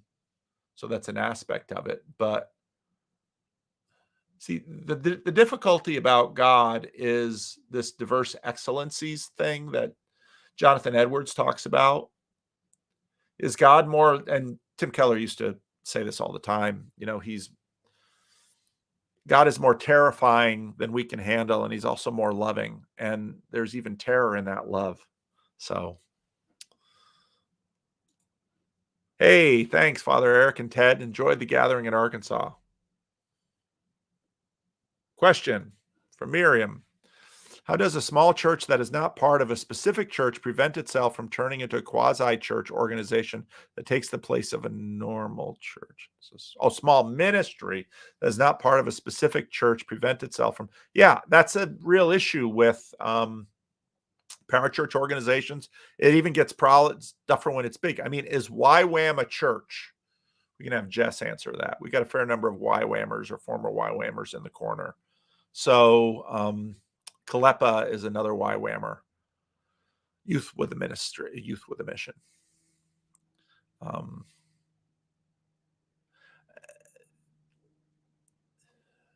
God gives us the church, and the church helps keeps us grounded as individuals, as ministries.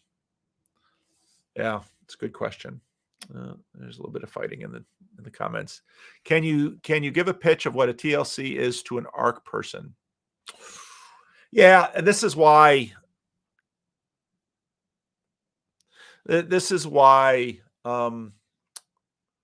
if Justin gets this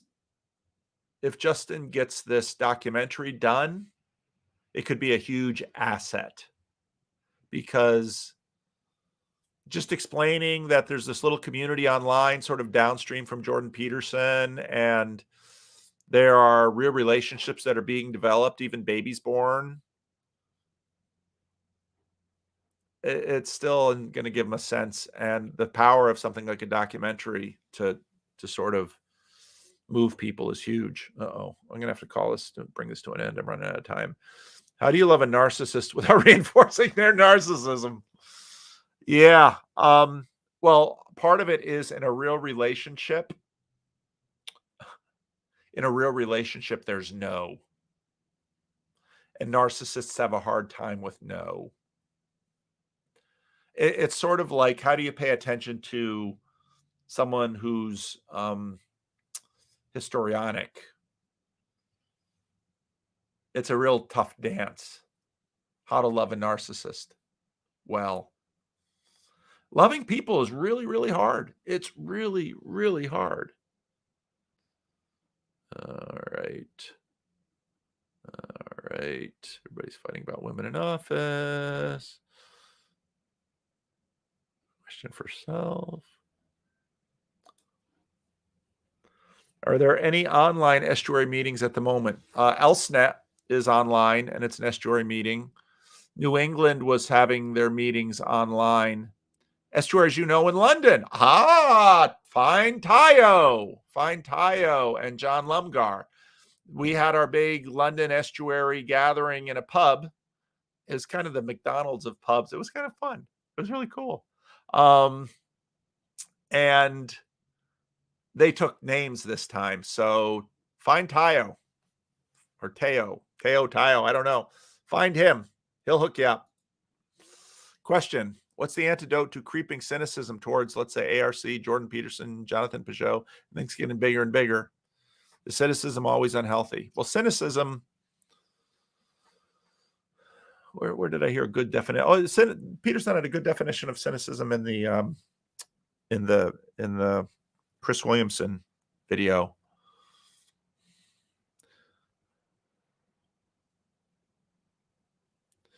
Bigness is not necessarily a problem if, like, Christianity is massive. But in order for massive things to not just sort of float away, there have to be all this ecosystem below. The ocean is massive. Tidal pools are tiny. And tidal pools have even niches within the tidal pools. And I would say the way to combat cynicism is to found or join an estuary, to go to Just Chatting on Jacob or Grim Grizz or Grail Country or remember Embody. That's the way to combat cynicism, to have relationships to go to the denim dinner at Chad's house. That's how to combat cynicism, because the most powerful things are these in-person things. They are the most powerful. And that's part of the reason why, even when we're holding big events like Chino, we keep breaking it down into estuary type things, because there's the Dunbar number of 120, but Chino was even above that. And if this movement continues to grow, ARC was 1,500. Jordan Peterson has 7 million plus subs on his channel. My channel continues to grow. It's small still. Well, what is small on YouTube? I don't know. It's bigger than some of the other channels. So you have to participate in something that is face-to-face, even if maybe you can't have it face-to-face in person. Well, maybe it has to be online. And so maybe participate in the Hive Mind on Grizz's channel. So I have an old computer that I'm mailing to Grizz on Saturday. So hopefully we'll get Grizz back on the air. You drop in on Luke's thing, go into Discord and do don't just do text in a Discord. Part of the reason I don't like Discord is too much text. And when we were talking about Bridges of Meaning 2.0, we talked about something that actually sort of got eclipsed by these just chatting channels on YouTube. That's why there's no Bridges of Meaning 2.0, because in some ways StreamYard did it better. So, but you have to participate in something small where someone recognizes your name. And now I recognize your name, but I recognize too many names. It has to be something where you walk in a room. It's like Cheers. You need to go where everybody knows your name. There you go. It's the Cheers thing. Is cynicism always unhealthy? No, not always unhealthy. It's an important thing. Still arguing about women in office. That's the problem with mentioning something about women in office, is that it just takes over things, sort of like gay marriage. Chat. Okay, I have to land the plane soon. Who of your lesser known peeps are going to the Symbolic World Conference? Well, I just heard that Father Eric is. I mean, and again, when I hear that Father Eric is going to be there, and when more and more people say I'm going there, I mean, it's one thing to go and say, okay, I'm going to go see my friend Jonathan Pageau there. But the truth is, if I go to the Symbolic World Conference, how much time am I going to have to spend with Jonathan Pageau? Even at a place like Chino or Thunder Bay, I don't get a lot of time with Jonathan Pageau. I would love to go and spend a weekend with Jonathan Pageau. What I should do is probably call him up and say, Jonathan, I'm coming to Montreal. I want to hang out with you for a Saturday. I want to meet your wife. I want to pet your dog. I don't know if he has a dog.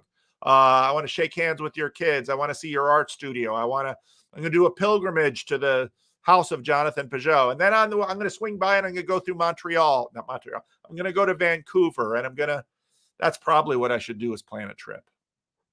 We had the West Coast. This all started with Vendonk and the West Coast trip that got shortcutted because of AIDS, and we never got up to. So I should probably start planning a trip, because if y'all aren't going to plan conferences that invite me to and pay me to go, then I'm going to plan my own trips and go do my own things, because I want to see John Vervaeke in his native environment. I want to see Jonathan Pageau in his native environment.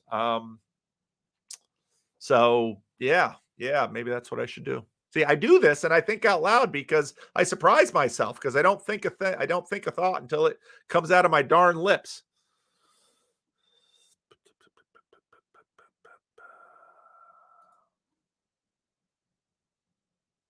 Yes, I've seen Miracle. 37th Street. Is it 37th or is it 34th? I don't remember what street it's on. It's little Natalie Wood and Santa Claus. Yeah, I watched that as a kid. Did you notice the closes in Edinburgh? I opened at the close. I didn't notice it.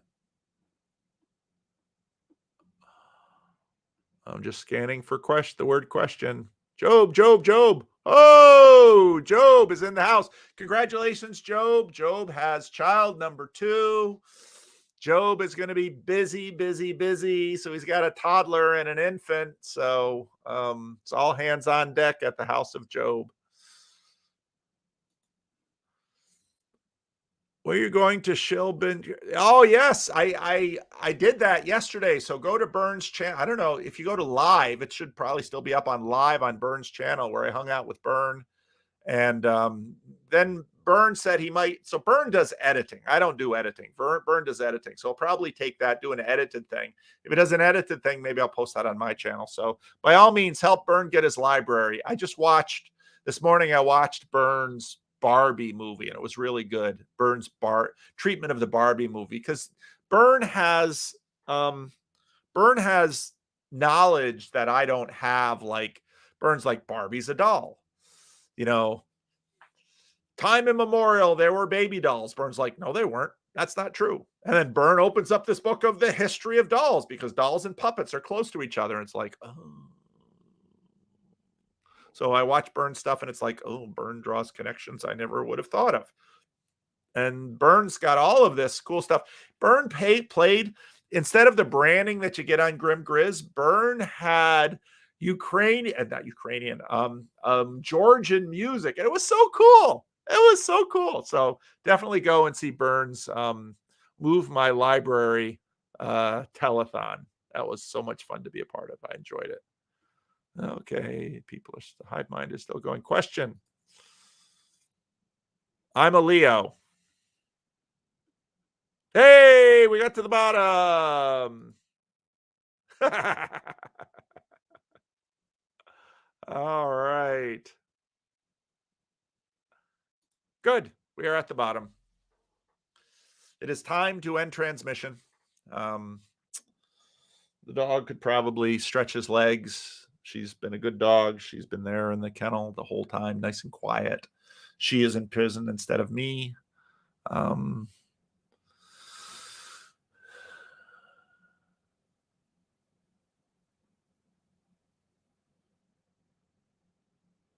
And I was just reading the live stream. So thank you all for joining me today and for asking your questions. And let me just take a look at the calendar.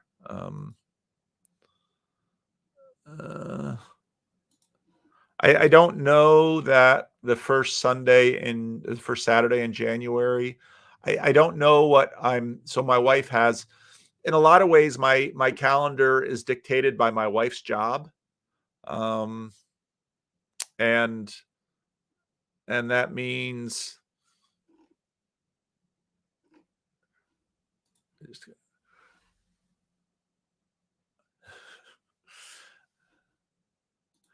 that means that my schedules get dictated. So I often have to take vacations when there are school vacations and figure all that stuff out. So so I don't know if the next B of M question and answer will be then, but it'll be sometime in January, Lord willing. So yep. And then February's coming. If I'm going to go to Florida, I got to get planning.